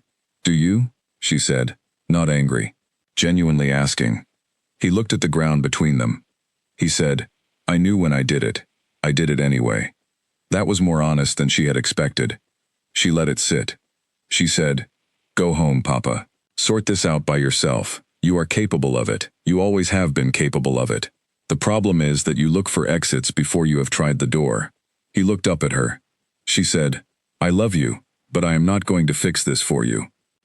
He nodded, slowly, the nod of a man who had come hoping for something and was leaving without it, and was, despite everything, not surprised. She stepped back. She said, "Call me. Not about this, just call." He said he would. He went back to his car. She closed the gate. She stood there for a moment, with her hand on the latch, and listened to his engine start and his car drive away, the sound of it diminishing as he reached the main road. Then she walked back through the garden. She went inside. She did not go to the kitchen or the library. She went upstairs to her room, and she closed the door, and she sat on the bed, and she felt the full weight of the visit, and what had been in it. 6 months. She had been here 6 months, and her father had come not to see how she was, not to ask if she was all right, not to carry the guilt of what he had done to her face, in a way that might help either of them process it. He had come because he had another problem. She breathed. She was not going to cry. She had said she would not, and she did not. But she sat with the grief of it, the particular grief of loving a person who continues to disappoint you in ways that confirm what you already knew about them. There was no surprise in it. There was just the sorrow of having hoped, slightly, that 6 months of absence might have produced something in her father that she had not been able to produce in all the years she had been present. It had not. She knew this now with a clarity that was clean, if not pleasant. She picked up her phone and called Lena. Lena answered immediately. She said, He came. Lena said, I heard it in your voice. Are you all right? She said, yes. I said no. Lena said, good. She said, it's good, yes. And it's also hard, both things. Lena said, that is basically the definition of growing up. She almost laughed. She did not laugh, but she almost did. She said, how are you? Tell me something about your life. Lena talked for 20 minutes about her work, her flat, the new person she was cautiously interested in from her evening class, the terrible film she had watched at the weekend, and the excellent meal she had made the night before, and the argument she had had with her landlord about the heating, all of which was so grounded and ordinary and full of the texture of a life being actively lived, that Amara sat on her bed and listened and felt the tension in her chest gradually release. After the call, she sat for a while. Then she got up. She washed her face. She went back downstairs. Dorian was home. He was in the kitchen, which was unusual at this hour. He looked up when she came in, and he must have read something in her face, because he looked at her with a slightly different attention than usual, not probing, just noticing. She did not want to talk about it yet. She went to the cabinet and started making dinner. He said, can I help? She said, do you know how to dice onions properly? He said, I know the technique. You will dispute my technique. She said, show me the technique. He got up. He was standing at the counter next to her, and he did the thing with the onion, in the way that people who have learned to cook from watching, rather than from practice, do it. Technically sound and slightly overthought. She watched and did not comment until he was done, and then she said, not bad. He said, you expected worse. She said, I expected substantially worse. He said, I'm full of surprises. She looked at him sideways. She said, I've noticed. They cooked dinner together, not dramatically. Not in any way that required naming. They moved around each other in the kitchen and shared the tasks, and she talked a little about her father's visit. Not everything, not the grief of it, but the facts of it, the what happened, and he listened, and did not offer solutions, and did not offer pity, and did not make it more than it was. When she had said what she needed to say, she stopped, and they finished cooking, and they sat down and ate. She said at one point, I said no. He looked at her. She said, he came to ask me to use my position here to help him with another problem. I said no. He was quiet for a moment. He said, good. She said, I know it's good. It still costs something. He said, most good things do. She thought about that. She finished her food. Later, upstairs, she stood at the window and looked at the garden in the early spring darkness. The little tree at the back corner was showing the first faint flush of green along its branches. She could not see it in the dark, but she knew it was there. She thought about her father. She thought about the arrangement. She thought about the 6 months behind her and the 6 months ahead. She thought about standing at the gate and saying no, and meaning it, and surviving the meaning of it. She thought about Dorian saying most good things do, and the quiet certainty with which he had said it, as though he knew this from experience, as though this was a truth he had arrived at through the specific cost of doing difficult things correctly. She thought, I am not the person who arrived here 6 months ago. I am related to her. She is not gone. But I am not only her anymore. She looked at the dark garden. She thought, whatever comes next, I will not be caught off guard by it. She was wrong about that. But she did not know it yet. And in the dark, in the garden, the small tree went on doing what it did, growing, quietly, in the direction of the light. She went to bed and did not sleep well, not because she was distressed, but because her mind was working, in the way it worked, when something had been set in motion that she had not yet identified. She lay in the dark and felt the wheel turning in her, slow and precise, and waited for it to arrive at whatever it was going to arrive at. In the morning she got up early and walked in the garden before breakfast. The air was sharp and clean, the particular sharp clean of early March, when the season has not yet decided what it is but has started to move.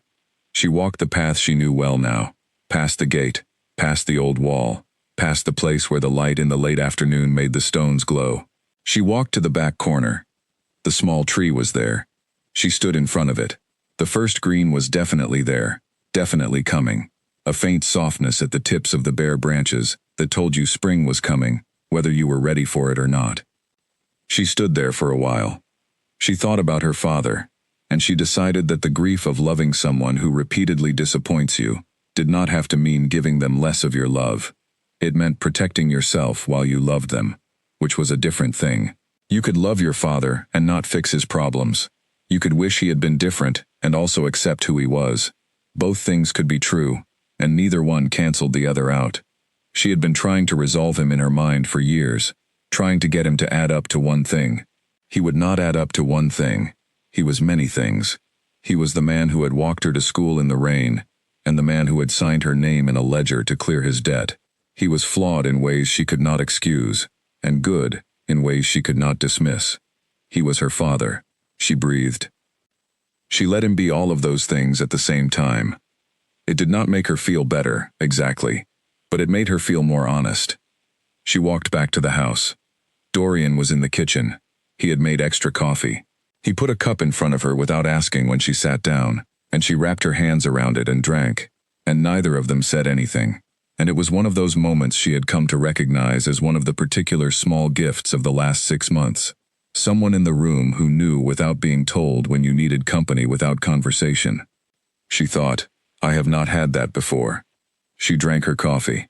She thought, I did not know that I had been without it. After breakfast, she went upstairs and opened her laptop and started work.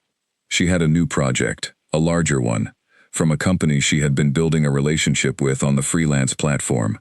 She was finding that the work was expanding in proportion to the quality she put into it, which had always been her experience, but which felt more real to her now than it ever had, because everything felt more real to her now, sharpened, as though the year was a kind of clarity she had not asked for, but could not deny.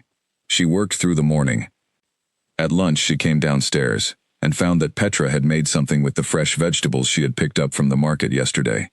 She ate at the kitchen table and read her book, and the house was quiet, and the light through the kitchen window was the first genuinely spring light she had seen, pale gold rather than pale gray. She thought, 6 months. She thought, 6 more. She thought, you are going to have to decide what you want. Not about the arrangement. The arrangement had an end date, and was what it was. She did not need to decide about the arrangement. She needed to decide about something else, something that did not have a name yet, but that had been forming in the space between her and Dorian Vance over the course of the winter like weather building, slow and unmistakable, and ultimately unavoidable. She was not ready to name it. But she was honest enough to know she was going to have to. Some things you could only defer for so long. She turned the page of her book. She ate her lunch. She let the spring light come through the window and do what spring light does, which was to make the world look slightly more manageable than it had the day before. She was not afraid. She was, for the first time in 6 months, doing something more complicated and more interesting than surviving. She was figuring out what she wanted, and that, whatever came next, was entirely hers. That evening she asked him directly. She had not planned to. She had been planning to continue the slow and careful approach she had taken to everything in this house. The observation, the patience, the deliberate withholding of her own conclusions until she was sure of them.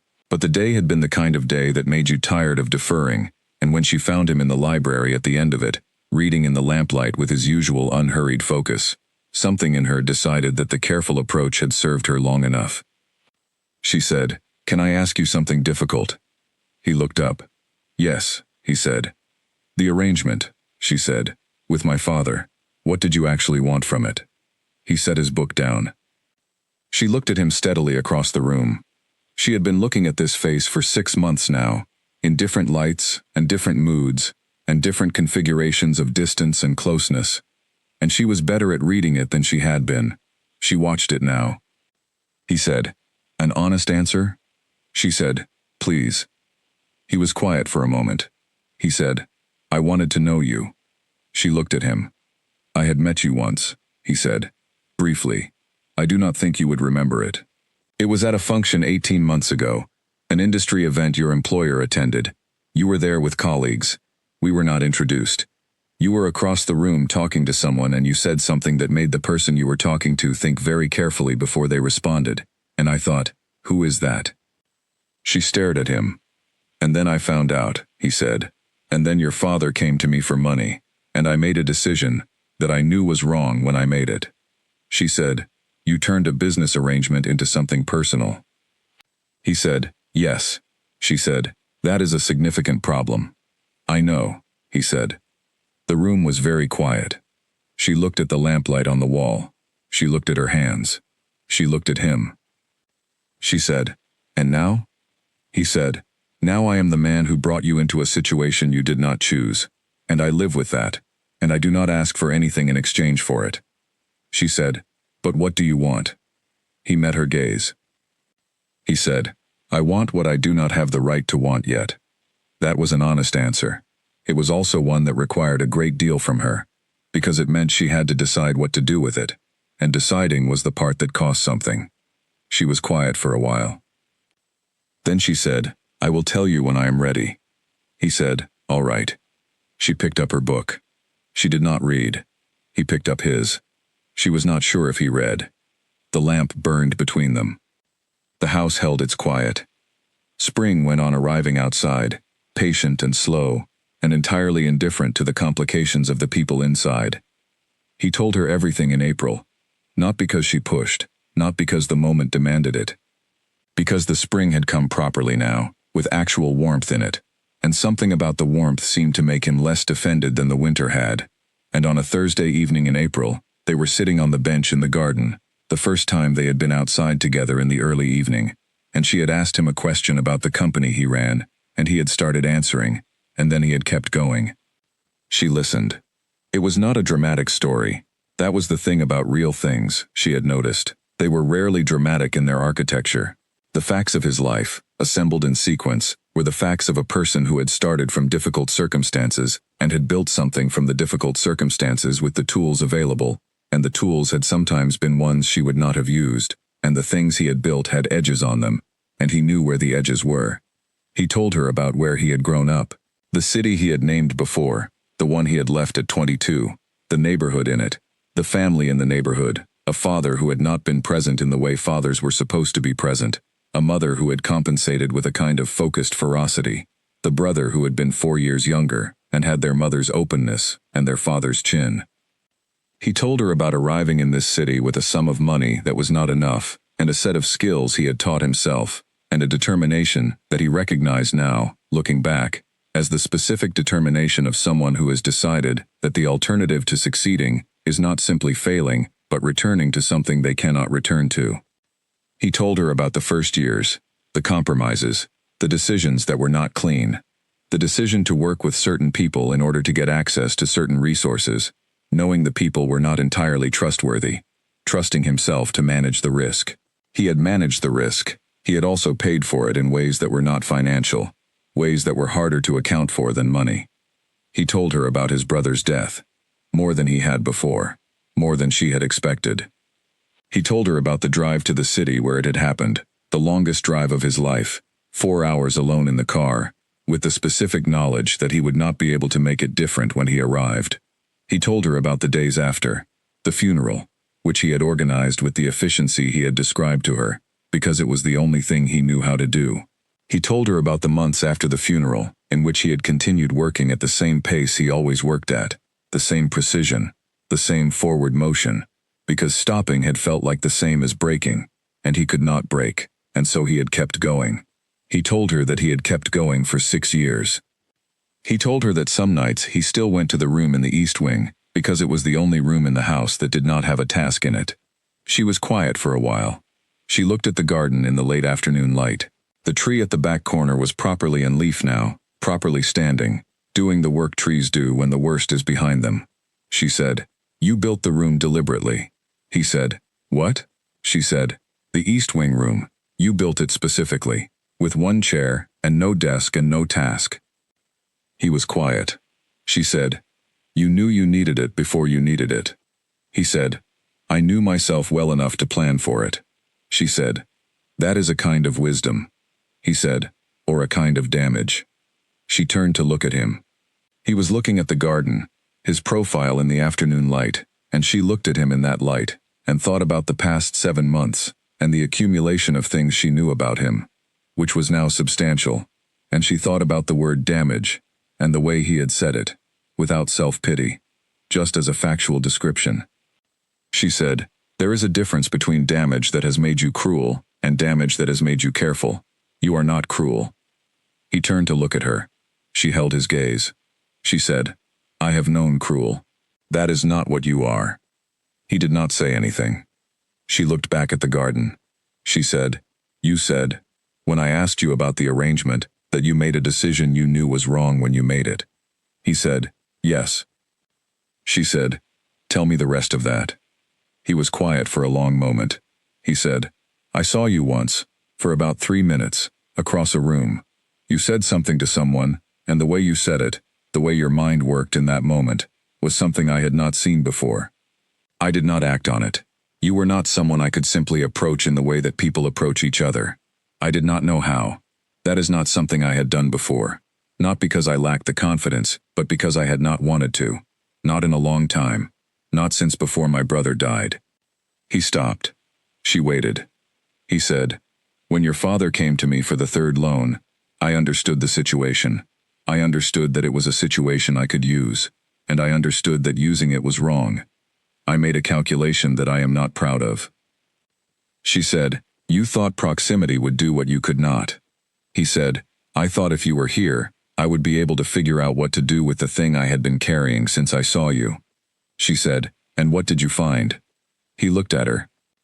He said, "I found someone who was entirely who she appeared to be, which is the rarest thing I have encountered. I found someone who did not soften her edges for comfort, or sharpen them for protection, who was just herself, consistently, whether I was in the room or not." He looked at the garden. "I found that I had no idea what to do with that." She said, "You could have just talked to me." He said, "Yes, that would have been the correct approach, and I did not take it." She said, "You took a much more complicated one." He said, "I did."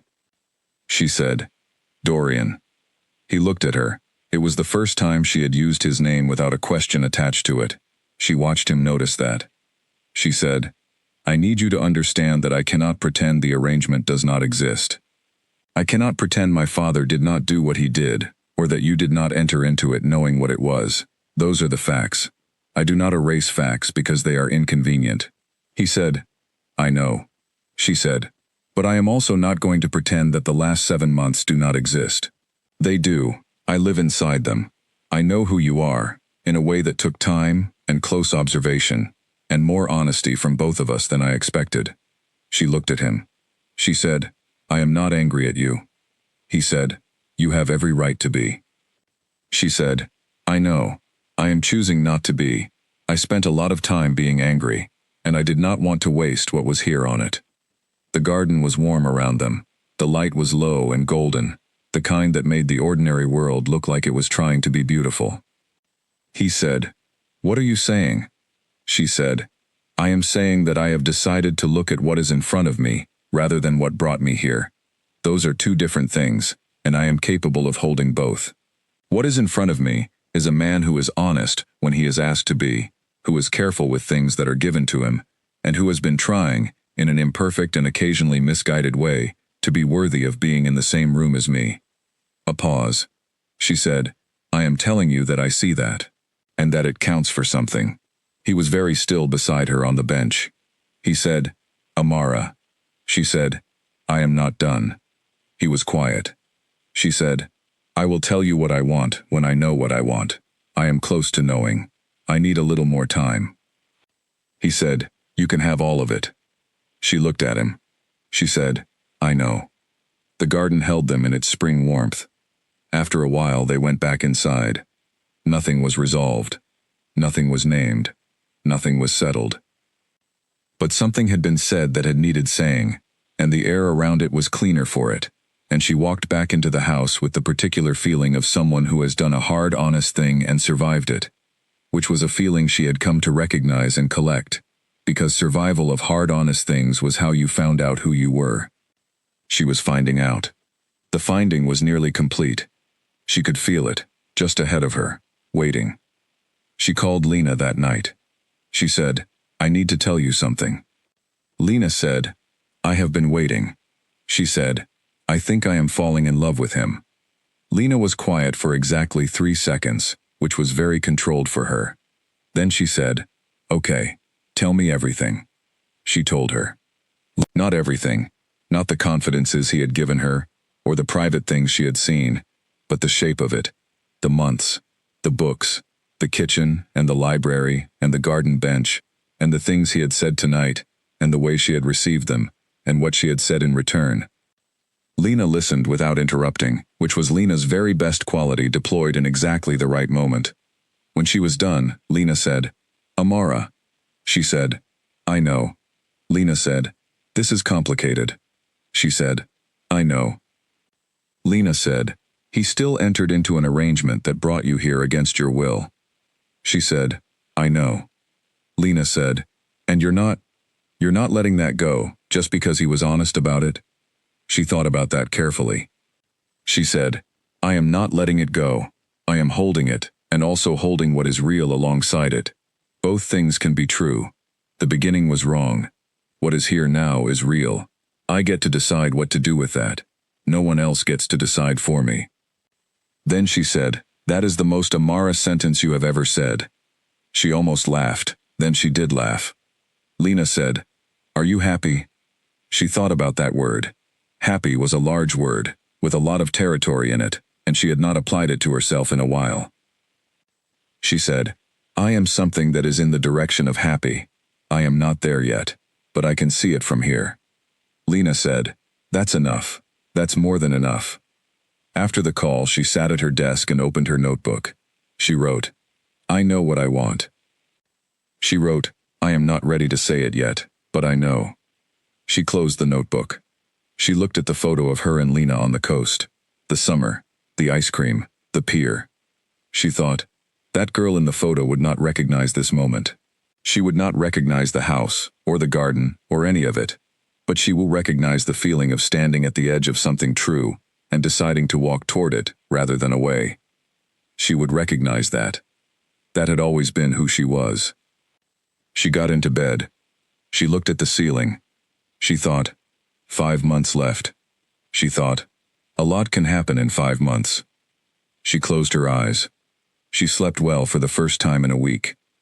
In the morning, the garden was there in the window, the spring green strong and sure, and the house was warm and quiet, and when she went downstairs there was coffee already on, and 2 cups. She poured herself one. She thought, this is real. She thought, I am choosing it. She drank her coffee. She carried the 2nd cup down the hall to the study and knocked. He said, "Come in." She opened the door and put the cup on the corner of the desk without ceremony and turned to leave. He said, "Amara." She stopped. She looked back at him. He was looking at the coffee cup and then at her, with the expression of someone who had just received a message he had not known he was waiting for. She said, "I didn't know how you took it, so I made it the way I take mine." He said, "Thank you." She said, "Don't thank me. It might be wrong." He said, "It is exactly right." She did not say anything. She went back down the hall. She was smiling when she reached the kitchen. She did not hide the smile. She let it be there, on her face, in the warm morning light. It was, she decided, long overdue. The weeks that followed were different from all the weeks before. Not dramatically different, not in any way that would have been visible to someone looking at them from outside. They still ate at the same table. They still read in the library. They still moved around each other in the kitchen with the same careful coordination they had developed over months. They still talked about small things, and sometimes large things, about books and the garden and the news, and once, at length, about the best way to manage a particularly difficult kind of client. Him talking from the perspective of someone who had been in business for 15 years, and her talking from the perspective of someone who had spent years watching how her father handled, or mishandled, exactly those situations. But there was something different in the quality of it. The carefulness was still there, because they were both careful people by nature, but it was a different kind of careful, not the carefulness of 2 people who did not trust each other. The carefulness of 2 people who were handling something real and did not want to break it. She noticed the difference in the evenings most. In the library, in the lamplight, the quiet between them had changed character again. It had started as charged silence, moved to companionable silence, and was now something else. A silence that had something in it that neither of them had named yet, but both of them knew was there. She felt it like a tide, steady and patient, and not requiring acknowledgement. She was not afraid of it. She was learning to let things be what they were, without demanding they be resolved. This was new for her. She had always been a resolver, a person who moved toward the unclear thing, and made it clear, because clarity was comfort. But she was finding that this particular thing did not need to be made clear yet. It was clear enough. What it needed was time. She gave it time. May came with its particular gold. She had been in the house 8 months. She walked in the garden in the May evening sometimes, after dinner, alone, letting the warmth and the green, and the particular smell of an English evening, in late spring, do what it did to the inside of a person, which was to make everything feel slightly more possible than it had seemed before. She stopped at the small tree one evening. It was fully in leaf now, standing straight, no longer needing the stake, though the stake was still there, left there until it was definitely not needed. The leaves were proper spring leaves, that specific vivid green. She stood in front of it for a long time. She thought about the version of herself who had arrived in October with one bag and a face that had not cracked. She thought about the locked door, and the books on the bedside table, and the kitchen, and the library, and the bench in April, and all of it, the entire accumulation of 8 months, which was its own kind of structure, built slowly and honestly from the material available. She thought, I am not the same person. She thought, the person I am now is better. Not because of him, or not only because of him, because of what this year had required of her, which was to be clear about herself in the most difficult circumstances she had ever been placed in, and to hold on to what was true about her, while also remaining open to what was new. She was 24 years old, and she had been handed a year she had not asked for. She was going to choose it. She went back inside. He was in the kitchen. She stood in the doorway, and looked at him, and he looked at her, and neither of them said anything. Then she walked in, and sat down at the table and said, I know what I want. He looked at her. She said, I wanted to tell you before more time passed. He said, tell me.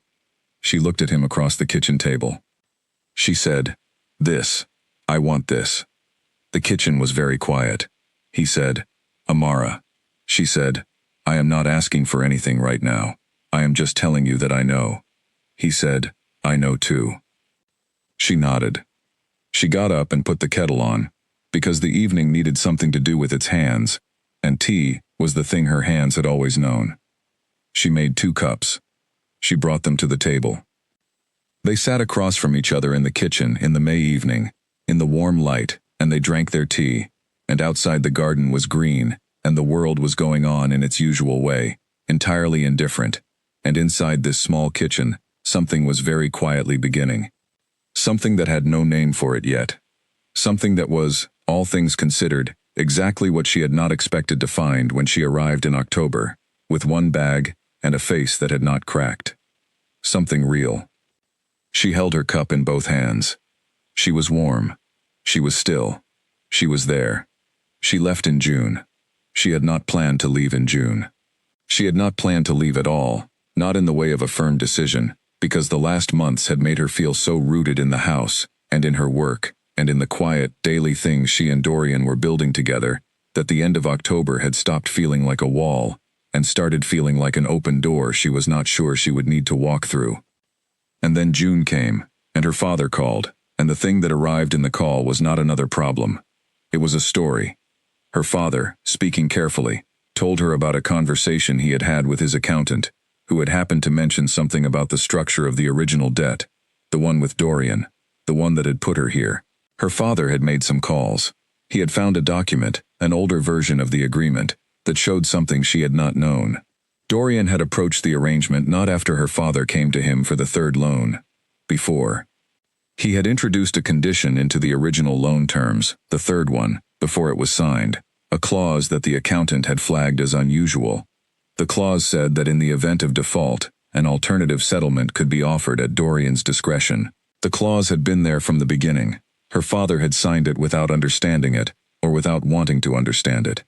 She sat with the phone in her hand after the call ended. She felt the kitchen around her, warm and familiar, and the house around the kitchen, all the rooms she knew now, and she felt the feeling of knowing something you had not known a moment ago, and not yet knowing what to do with that knowing. She went very still. The thing that had been in front of her, the thing she had been looking at with clear eyes and choosing, had a different angle now. The clause had been there from the beginning.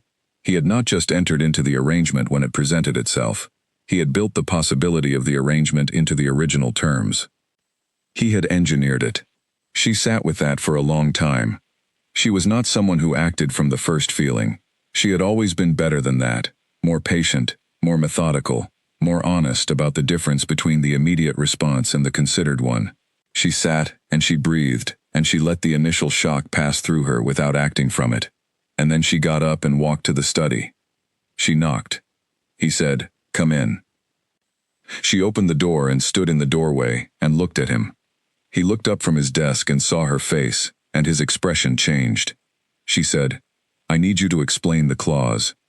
The silence before his answer lasted 3 seconds. In those 3 seconds, she saw him make the decision to tell the truth, rather than to manage the situation, which was a decision she had seen him make before, and which she had always valued. She valued it now too, even through the cold thing that had settled in her chest. He said, "Which clause?" She said, "You know which clause." He looked at her. He said, "The settlement clause in the original agreement." She said, "Yes." He said, "Sit down." She said, "No." He looked at her standing in the doorway. He said, "I put it there before I had spoken to your father, before I knew for certain he would need a third loan. I put it there because I thought it was likely, given the state of his business at the time, and because I wanted the option." She said, "You built an escape route into a deal you knew my father would eventually default on." He said, "Yes." She said, "You planned it." He said, "Not in the way that." She said, "You planned it." He was quiet. She stood in the doorway and she felt the cold thing in her chest, and she thought about the 9 months, about every conversation and every cup of tea and every evening in the library, and the bench in April, and the kitchen in May, and what she had said in the kitchen in May. And she thought about what it felt like to discover that the foundation of something you had decided to trust had been placed where it was by design. She said, "I am going to need some time." He said, "Amara." She said, "Not now." She went back upstairs. She packed the same bag she had arrived with, the same 2 pairs of trousers and 4 shirts and 1 practical dress, and her jacket. Her notebook, her 3 books, her charger, the photo of her and Lena. She called Lena. Lena said, "Tell me where you are, and I am coming to get you." She told her. She sat on the bed and waited. She did not let herself cry. She did not let herself feel everything that was in her, because if she started feeling everything that was in her, she would not be able to pack the bag and make the call and keep the thread that ran from who she had been before this house to who she was now, and she needed that thread. Dorian knocked on her door while she was waiting. She said, "I know you are there." He said, through the door, "I am not going to try to stop you." She said nothing. He said, "I want you to know that the clause was put there before I knew you. I had seen you for 3 minutes across a room. I did not know at that point what that would become. I want you to understand the sequence." She said, "I understand the sequence. The sequence does not change what it was." A pause. He said, "No, it doesn't." She heard his footsteps go back down the hallway. Lena arrived 40 minutes later. She knocked at the front door, and Clara let her in, and Amara came downstairs with her bag, and Lena looked at her, just looked at her, the way Lena had always looked at her when something was wrong, and she was not going to make it worse by adding words to it. They walked out to Lena's car. Amara did not look back at the house. She got into the car. She set the bag on her lap. Lena drove. After a while, Lena said, "Where do you want to go?" She said, "Your place." Lena nodded. They drove through the city, through streets she knew, past the corner where Lena lived, which was a corner she had thought about on that first drive to the estate 9 months ago, looking out the window, fixing things in her memory in case she needed them. She had needed them. Here she was. She let herself look at the city going past the window, the ordinary Friday afternoon of it, the people and the cars and the shops and the particular light of a June afternoon that was going to be warm, and seemed determined about it. She was going to be fine. She had been fine before. She would be fine again. That was not the question. The question was what she was going to do with what she knew, with the 9 months. With the clause and the arrangement and the things he had told her and the things she had told him, and the fact of what she had said in the kitchen in May, which she had meant, which she still meant, which did not stop being true just because something underneath it was more complicated than she had known. She held the bag on her lap. She watched the city go past. She did not have the answer yet. She gave herself permission not to. She had always been patient. She would figure out what was true. She would start from the beginning, the way she always started when something needed to be accounted for. Facts in one column, conclusions in another, and the honest space between them where the work happened. She was good at that. She was the best at that. Lena turned onto her street. She was home, or the closest thing she had to it, for now. That was enough. She stayed at Lena's for 2 weeks. She slept in Lena's spare room, which was small and overflowing with things Lena had not yet found a place for, and she felt the smallness of it around her, the contrast with the wide quiet of the house, and she sat with the contrast and did not judge herself for noticing it. She worked. She had her laptop and her projects, and she worked through the days with her usual focus, which was one of the things she had always been able to rely on. When everything else was in motion, the numbers stayed still. She talked to Lena in the evenings. Not always about Dorian, sometimes about other things. Lena was good at other things. She had always been good at pulling Amara back into the ordinary world when the interior one was too loud. On the 4th day she wrote a list. She was a list maker. It was the clearest way she knew to think. She wrote the facts of what had happened in one column. She wrote the facts of what she knew about him, separate from the circumstances, in another. She looked at both columns for a long time. The first column said, he engineered the possibility of this arrangement. He knew what he was doing. He used a business dealing to create a path to something personal. That was a manipulation. The second column said, he told her the truth when she asked. He did not try to manage her out of her anger. He said the sequence does not change what it was. He did not try to stop her from leaving. She looked at both columns. She thought, a manipulative man who loved the manipulation would not have stood at the door and said the sequence does not change what it was. A manipulative man would have explained it better. He would have had prepared words. He had not had prepared words. He had looked at her and told the truth and let her go. She thought, that does not excuse what the clause was. She thought, it says something about who he is now, compared to who he was when he put it there. She put the notebook down. She went to make tea. Standing at Lena's kettle, she thought about the 9 months. She thought about all the things she had observed and catalogued and considered.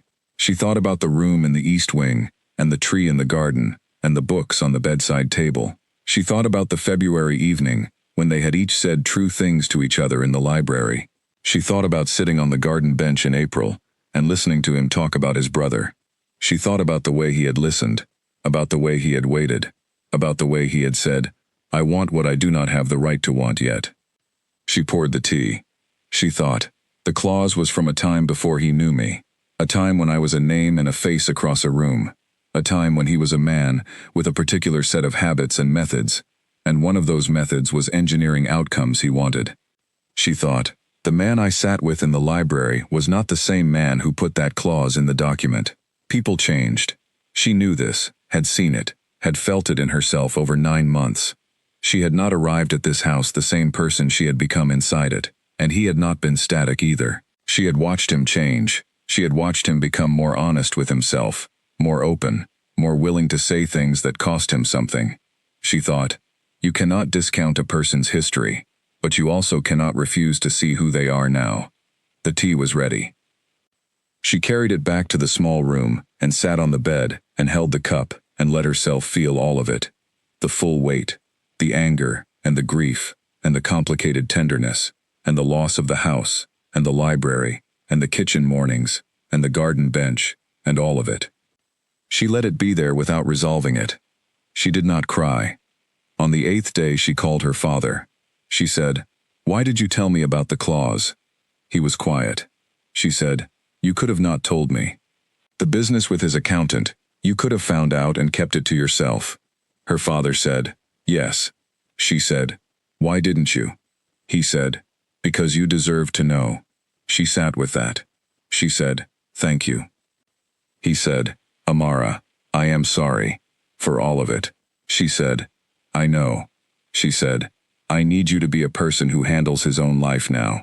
Not because I am punishing you, but because I cannot be the net under your problems anymore. I have my own life. He said, I understand.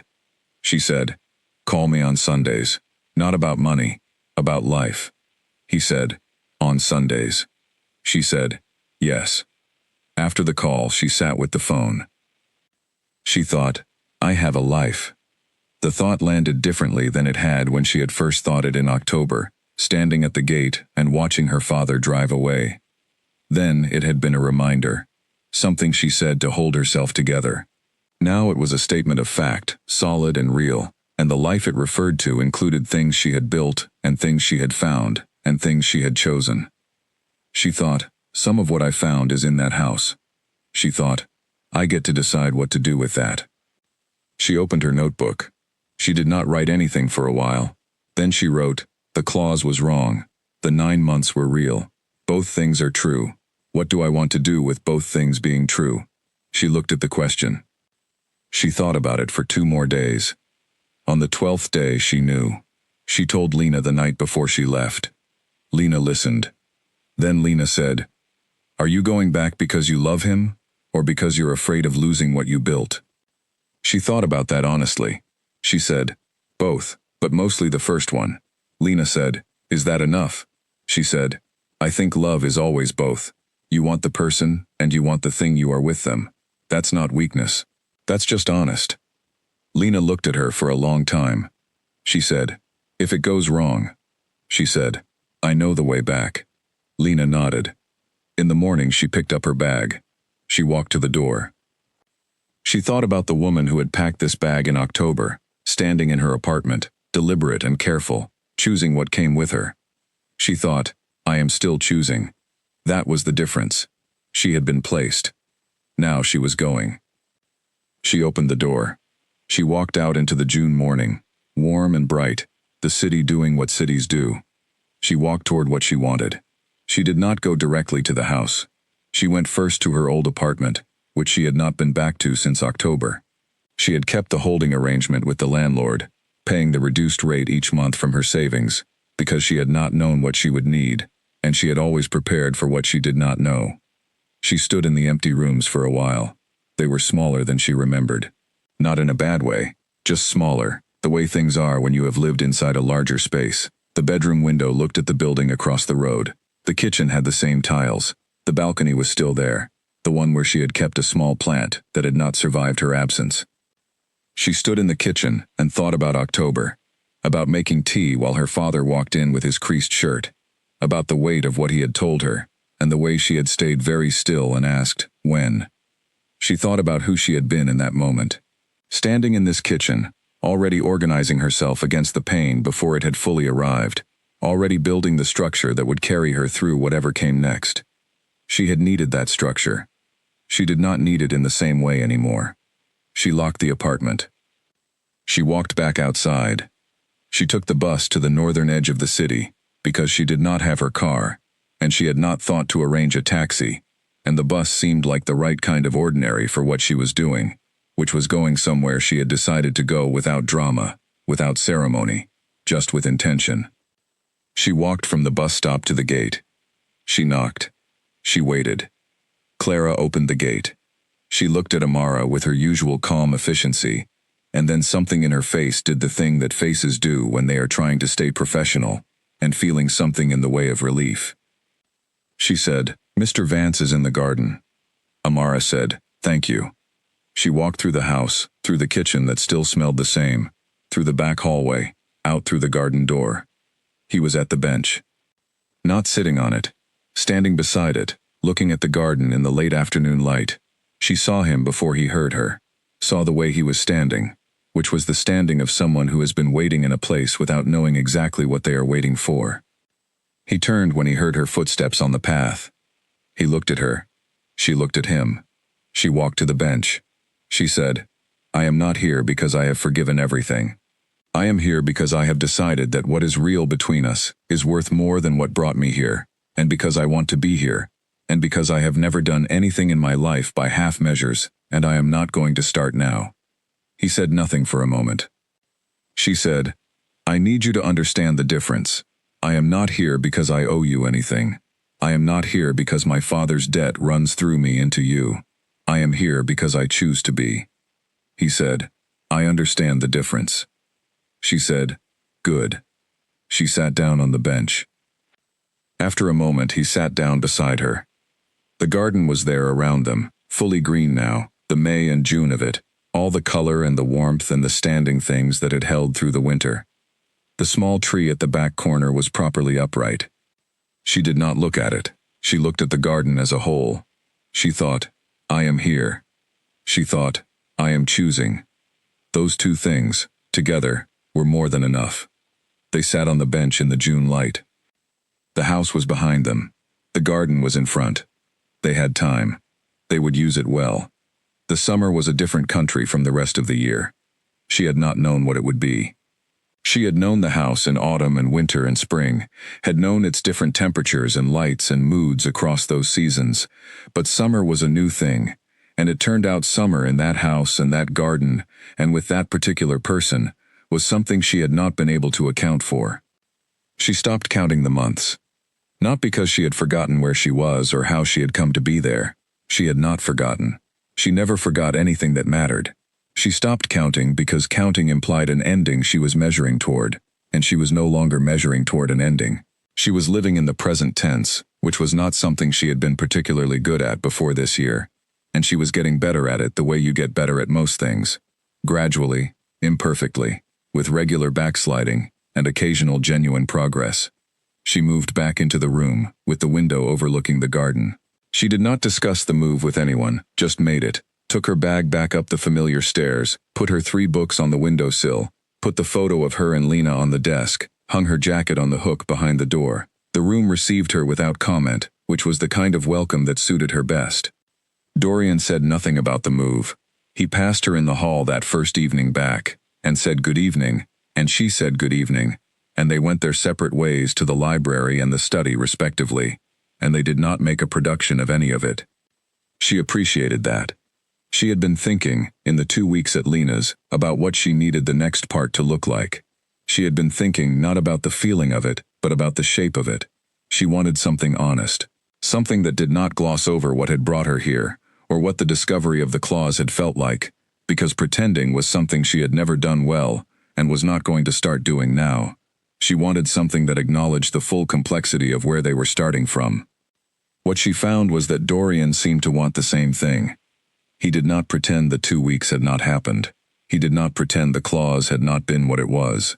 When they talked about it, which they did, once, in the library on the second evening after her return, he did not minimize it or expand on it. He said, "I was someone who used what was available to me. I understand why that is not a defense." She said, "It is not a defense. It is an explanation. I can hold both." He said, "I know you can. I am not asking you to." She said, "I know you're not." They sat with that. Then she said, "I want to be honest with you about something." He said, "Yes." She said, "I am still working out the shape of what this is. I know what I want, I told you that, and I mean it. But I am not a person who makes decisions and then stops reassessing them. I will continue to think about this, and I will continue to be honest with you about what I find when I think about it." He said, "I would not expect anything else from you." She said, "Good." She picked up her book. They read. The summer went on. She found work she wanted to do, not the small projects from the platform, though she kept those too. She found a company through a connection her platform work had produced, a small manufacturing firm that was growing faster than its financial infrastructure could support, and she proposed a consulting arrangement, a proper one, a contract, and a rate, and a scope of work. They said yes. She started the following week. She worked from her desk in the morning and went to their offices 2 days a week, and had the particular satisfaction of being useful in a way that was specific and competent and hers. She had always been good at this. She had known she was good at it. It was different now. felt different, because she was doing it from a place of groundedness she had not had before, a solidity that came from having been through something and come out the other side still herself. She told Dorian about the contract on the evening she signed it. She told him because she wanted to, because she found herself wanting to tell him things in the way that people who are building a shared life want to share the facts of that life. He said, "Show me the scope of work." She said, "Why?"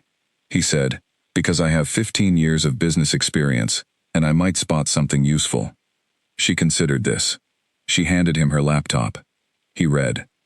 He read carefully, in the way he did everything, and then he said 3 things, specific things, about the scope that she had not thought of, and 2 of them were actually useful. She said, "The second and third points are good."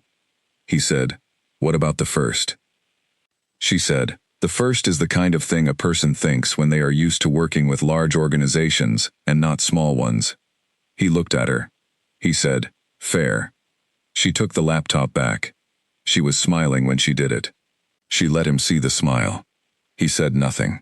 He was smiling too, which was not a thing he did often, and which, when he did, changed the architecture of his face, in a way she had come to think of as something that belonged to her, privately, which was ridiculous, and she did not care. She amended the scope. She sent it. She closed the laptop. She said, "Thank you." He said, "Don't thank me. It might have been wrong." She said, "The second and third points were exactly right." He said, "I know." She said, "Do not be smug about it." He said, "I am being nothing of the kind." She looked at him. He was being the kind. He was being it very quietly, and with great control, but he was being it. She went back to her book. The library was warm. The garden outside was at its August height, everything as green as it was going to get, the light in the evenings long and gold.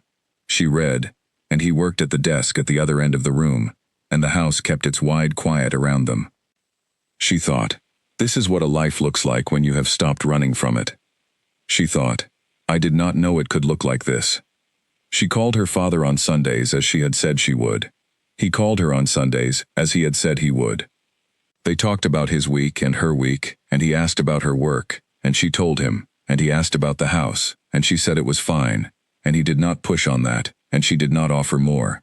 They were finding a shape for the relationship that did not require her to carry his weight, or him to perform a guilt he was not capable of sustaining. It was smaller than it had been before. It was also more real. Lena came for dinner one evening in August. She had asked if she could come, and Amara had asked Dorian, who had said yes without any particular expression about it, and so Lena had come. She arrived in her usual manner, which was to arrive somewhere and make it immediately feel more inhabited, and she stood in the kitchen and looked around and said, "This is a very good kitchen." Amara said, "I know." Lena said, "And this is a very good house." Amara said, "I know." Lena looked at her. She said, "You look well." Amara said, "I am." Lena said, "Not just fine. Well." Amara said, "I know the difference. Yes." Dorian came in while they were cooking, and Amara introduced them, and Lena shook his hand, and looked at him with the particular directness that was one of her most characteristic qualities. He bore it without flinching, which was also characteristic of him. Lena said, "Amara has been very careful about what she tells me about you." He said, "That seems right." Lena said, "It tells me things anyway." He said, "What does it tell you?" Lena looked at him for a moment. She said, "That she trusts you with the things that matter to her. People who trust easily tell you everything. People who trust carefully tell you nothing and protect everything. Amara is the second kind. So when she tells someone something real, it means she has decided they are worth it." He was quiet for a moment. He said, "I know." Lena looked at him a moment longer. Then she turned back to Amara and said, "So the rice." And the evening went on. After dinner, when Dorian had gone to the study, and she and Lena were washing up, Lena said, "I see it." Amara said, "See what?" Lena said, "What you built here. I see it." Amara dried a plate. She said, "It took 9 months, and a crisis, and a lot of hard conversations, and some things I am still working out." Lena said, Yes, that is how good things get built. Amara set the plate down. She looked at the kitchen. The familiar cabinet, the counter she knew, the window over the garden, the lamplight warm and steady. She thought, 9 months ago I stood in a kitchen very similar to this and heard something break. She thought, this is what happened after the breaking. She thought, I am glad I stayed upright long enough to find out. She finished the washing up. She went to find Dorian to say goodnight. She found him in the study. He was at the desk, working by lamplight, and when she knocked and he said come in, and she appeared in the doorway, he looked at her with an attention that had not decreased in all the months she had known him. That was a thing she had noticed, and kept noticing. He did not look at her less. If anything, he looked at her more, or more openly, which was not something she had experience of in the way of people who sustained their attention once the novelty was gone. He was not a novelty person. He was a depth person, which was something else entirely. She said, Lena is leaving. He said, I will come and say good night. He came down. He shook Lena's hand again and said he hoped she would come back, which was the kind of thing people said and did not mean, and which he said in the way he said things, without decoration, so that it sounded like what it was. Lena looked at him. She said, I expect I will. She kissed Amara's cheek and squeezed her hand and went to her car and drove away, and Amara stood at the door and watched the taillights disappear, and felt the particular warmth of having had someone who loved her in this space that had become hers, of having had the two parts of her life in the same room, not colliding but fitting. She turned back inside. Dorian was standing in the hall. She said, she is very direct. He said, yes. She said, she liked you. He said, she reserved judgment. She said, for Lena, that is the same thing. He almost smiled. She said, what she said, about people who trust carefully. He waited. She said, it is true. I do not give the real things to many people. I have reasons for that you know about, and reasons I have not told you yet, and I am not telling you yet because there is time, and I am not in a hurry. He said, I know. She looked at him. She said, I am telling you because I want you to understand that when I say I want this, what I am saying is that I trust you with the real things, and I do not say that and then take it back. He said, Amara. She said, what? He said, I know. She looked at him for a moment. She said, good night. She went upstairs.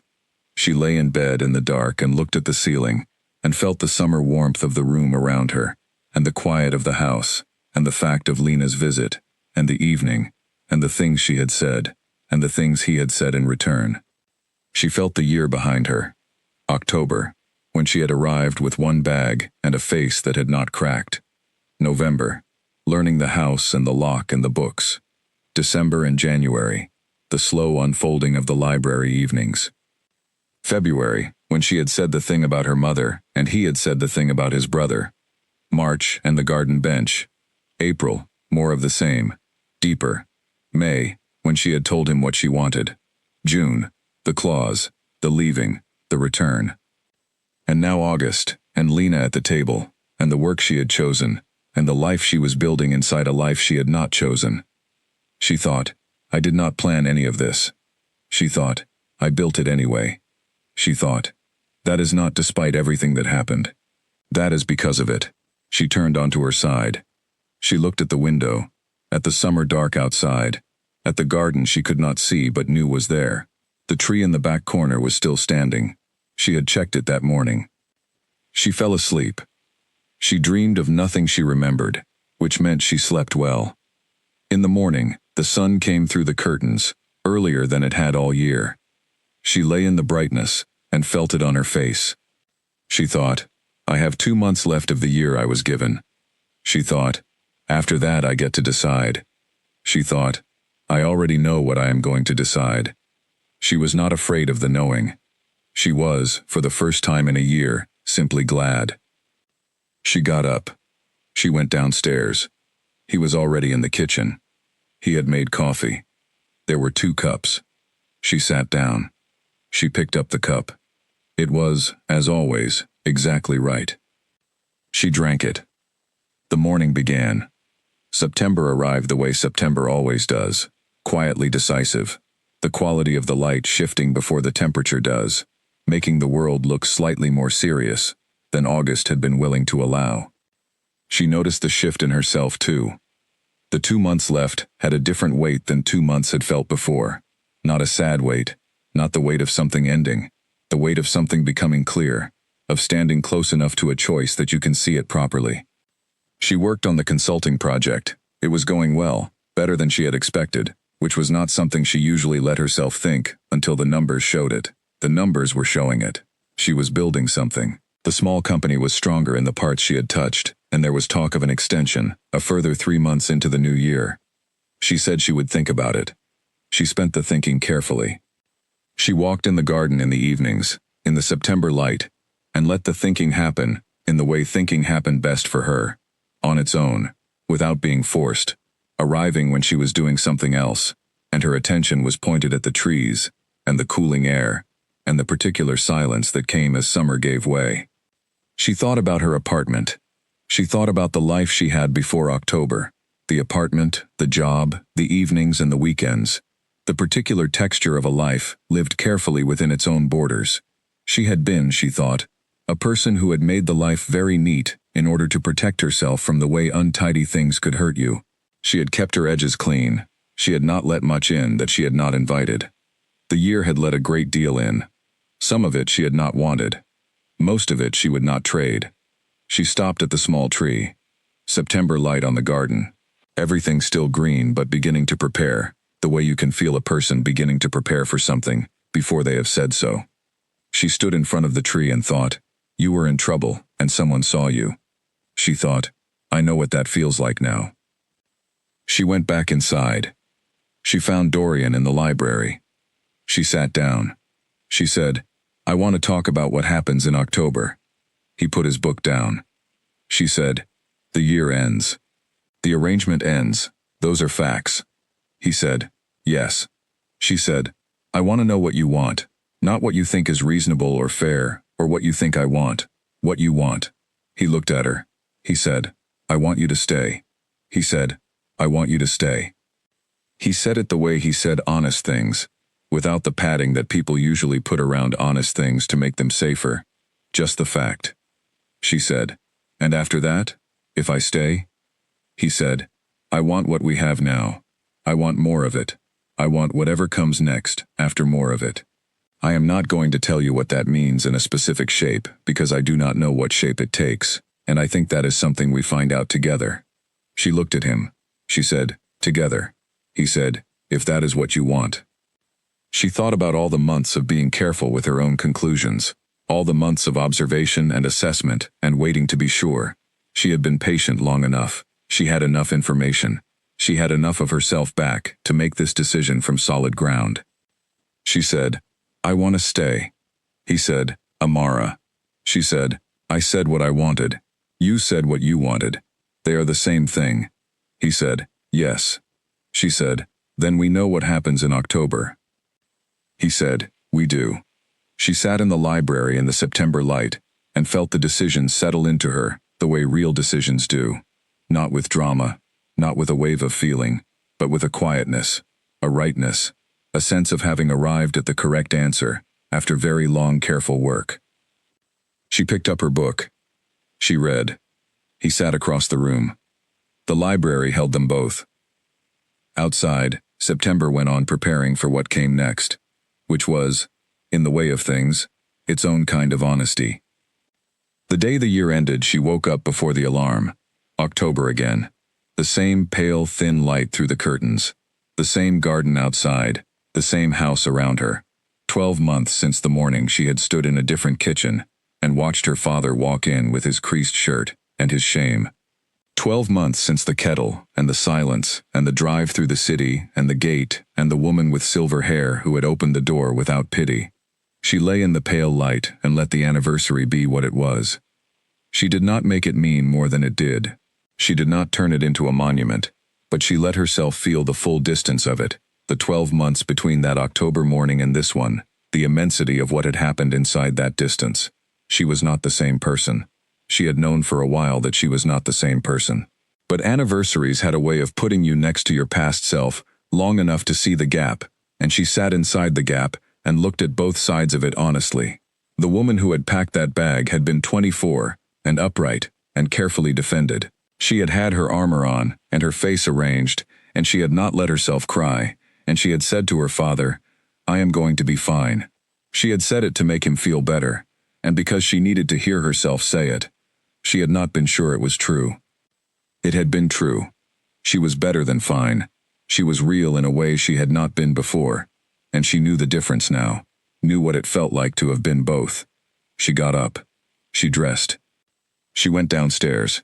He was in the kitchen. He was making coffee, standing at the machine with his back to her, and he turned when he heard her on the stairs. He looked at her. She looked at him.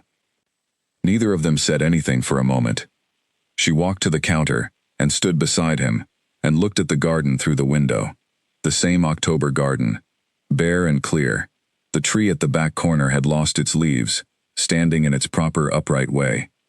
She said, "Do you remember what I said when I got out of the car?" He said, "You said you were going to be fine." She looked at him. She said, "You heard that?" He said, "I was at the window." She thought about that. She thought about the moment her father had stopped the car, and she had picked up her bag and opened the door, and the fact of a man at a window she had not known to look for, watching. She said, "I meant it as a small thing, to make him feel better." He said, "I know." She said, "I did not know it was going to be true." He said, "I thought it might be." She looked at him. She said, "Why?" He said, "Because of how you got out of the car." She looked at the garden.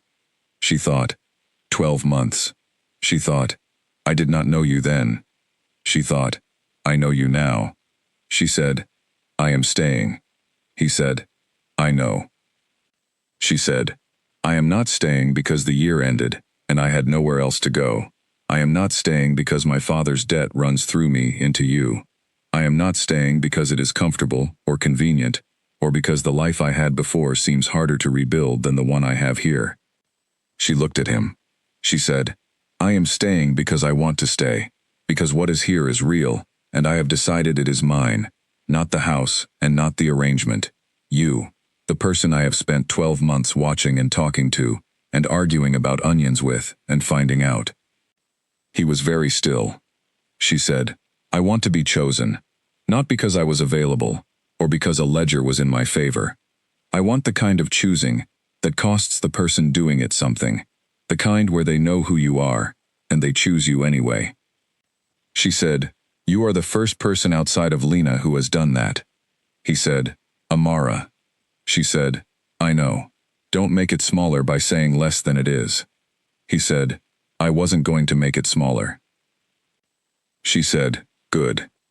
The kitchen was warm, and the light was coming through the window the way it always did, pale and thin, doing its best. He crossed the kitchen. He stood in front of her. He said, "I chose you the first time I saw you, and I have been choosing you every day for a year, and I will choose you after that, and I am not able to tell you what the shape of that is yet, but I can tell you that it is the most honest thing I know how to do." She looked at him. She said, "That is enough." He said, "Is it?" She said, "Yes, for now, the rest we work out." He nodded. He said, "Together." She said, "Together." They stood in the kitchen. Outside, the October garden was there in its clear, bare way. Everything stripped to the structure. She thought, "This is what a year does to you when you let it." She thought, "I let it." She thought, "I am glad." The coffee machine finished its work. He poured 2 cups. She took hers. She went to the table and sat down, and he sat down across from her, and they had their morning, the way they had every morning for 12 months, quiet and present and themselves. She called Lena after breakfast. She said, "I stayed." Lena said, "I know. I could hear it in your voice when you called yesterday." She said, "I did not call you yesterday." Lena said, "I know, but I could still hear it." She almost laughed. She did laugh. She said, "Come for dinner this week."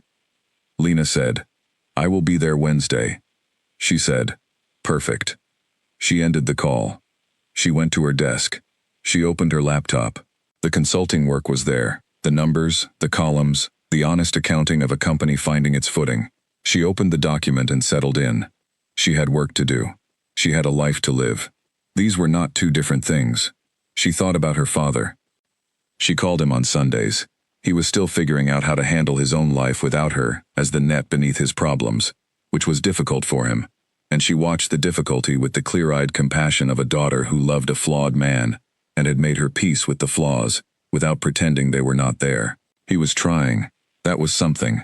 She gave him credit for the trying, without crediting him with success he had not yet earned. She had called him last Sunday, and he had told her he was seeing a financial advisor. He had said it in the way a man says a thing he is slightly embarrassed about, which meant it was real and not performed. She had said, "Good." He had said, "I should have done it years ago." She had said, "Yes." He had said, "I know." They had moved on. She thought about what she had said in the kitchen to Dorian. The kind of choosing that cost the person doing it something. She thought about what it had cost her father to call her on Sundays and talk about his week without asking for anything, which was a discipline she had required of him and which he was managing, imperfectly, genuinely. Love could be a discipline when the feeling was not enough to hold the structure. She had learned that this year.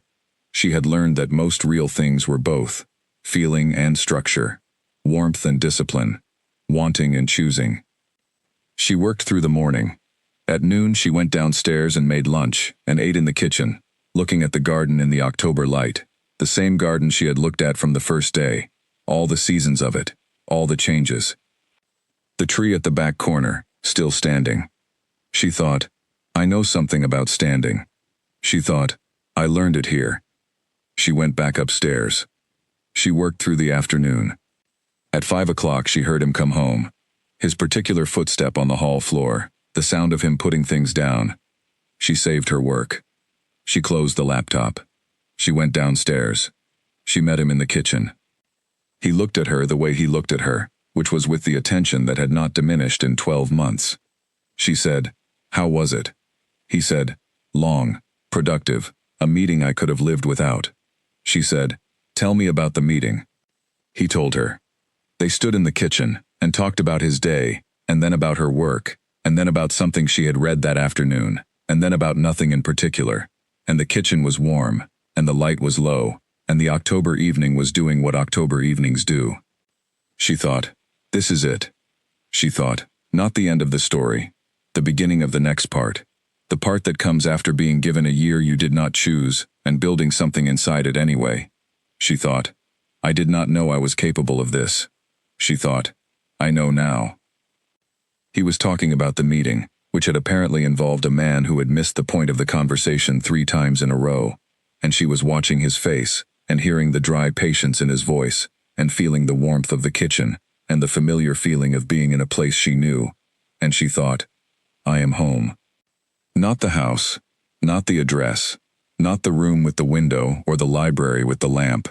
Here, in this conversation, this kitchen, this evening, this person. This was home. She had built it. In a year she had not asked for, she had built it. And she was going to keep building it. And she was going to do it by choice, every day, which was the only kind of home worth having. She said, "And then what happened with the meeting?" He said, "And then I came home." She said, "Good." She turned to the stove. She started dinner. He stayed in the kitchen. Outside, October went on being October, clear and bare and honest. Inside, something very ordinary and very good was happening, which was, in the end, exactly what she had not expected to find, and exactly what she had needed, and exactly what she had built. All 3. All hers. She finished making dinner, and they ate and talked, and the evening passed, in the way evenings passed in that house, with the particular ease of people who had been honest with each other long enough that ease was possible. After dinner, she went to the library. She had been meaning to return a book to the shelf she had taken it from 3 months ago. She found the gap and slid it back into place, and stood looking at the shelves for a moment, at the ordered slight disorder of them, the books at angles, the gaps where things were out being read. She thought about the first day she had come in here. The deliberately cautious approach, avoiding invitations, staying out of rooms that felt like they meant something.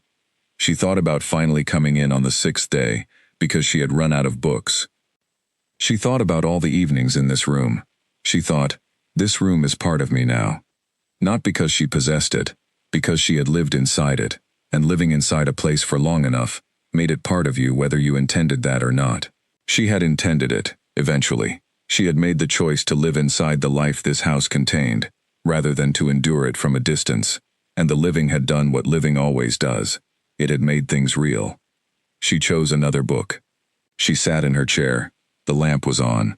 Outside, the October dark was complete. Dorian came in after a while. He did not say anything. He went to the shelves, found what he was looking for, sat in his chair. They read. The quiet between them was the kind that had substance in it, not absence but presence, the presence of two people who were comfortable in each other's company in a way that had been built slowly and honestly from the specific material of this specific year. She thought, I used to think silence with another person meant one of you had nothing to say. She thought, I know now that the best silence means you have said everything that needed saying, and what is left is just being there. She turned a page. He turned a page. The house held them. She thought about what came next, not in a planning way, not in the careful catalog way she had lived in for most of her life. Just ahead, in the future, was a shape she could feel without seeing clearly. The consulting work extending, the Sunday calls with her father, Lena on Wednesdays, the library in the evenings, the kitchen mornings with 2 cups, the garden in every season. The small tree in the back corner, doing what it did. She thought, I want to see it next October. She thought, I want to see it the October after that. She was not afraid of the wanting. She let herself want. The lamp burned between them. The library was warm. The night outside was clear and cold, the particular cold of a year turning over, making room. She read until she was tired. She said good night. He said good night. She went upstairs. She stood at the window and looked at the dark garden. She thought, 12 months ago I was not sure I was going to be fine. She thought, I am more than fine. She thought, I am exactly where I choose to be. She got into bed. She lay in the dark. She was still. She was warm. She was home. She closed her eyes. She slept.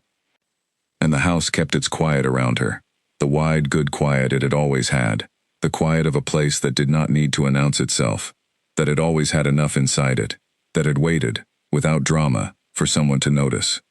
She had noticed. She was glad. That was, in the end, the whole story. Not the debt, and not the arrangement, and not the reputation, and not the 12 months of careful observation, and hard conversations, and February evenings, and June discoveries, and October anniversaries. The whole story was this: a woman who had been given a year she did not choose, and had chosen it back. Who had walked into a house that was not hers, and had made it hers. Who had met a person who had done something wrong for a real reason, and had held both things at once, without letting either one erase the other.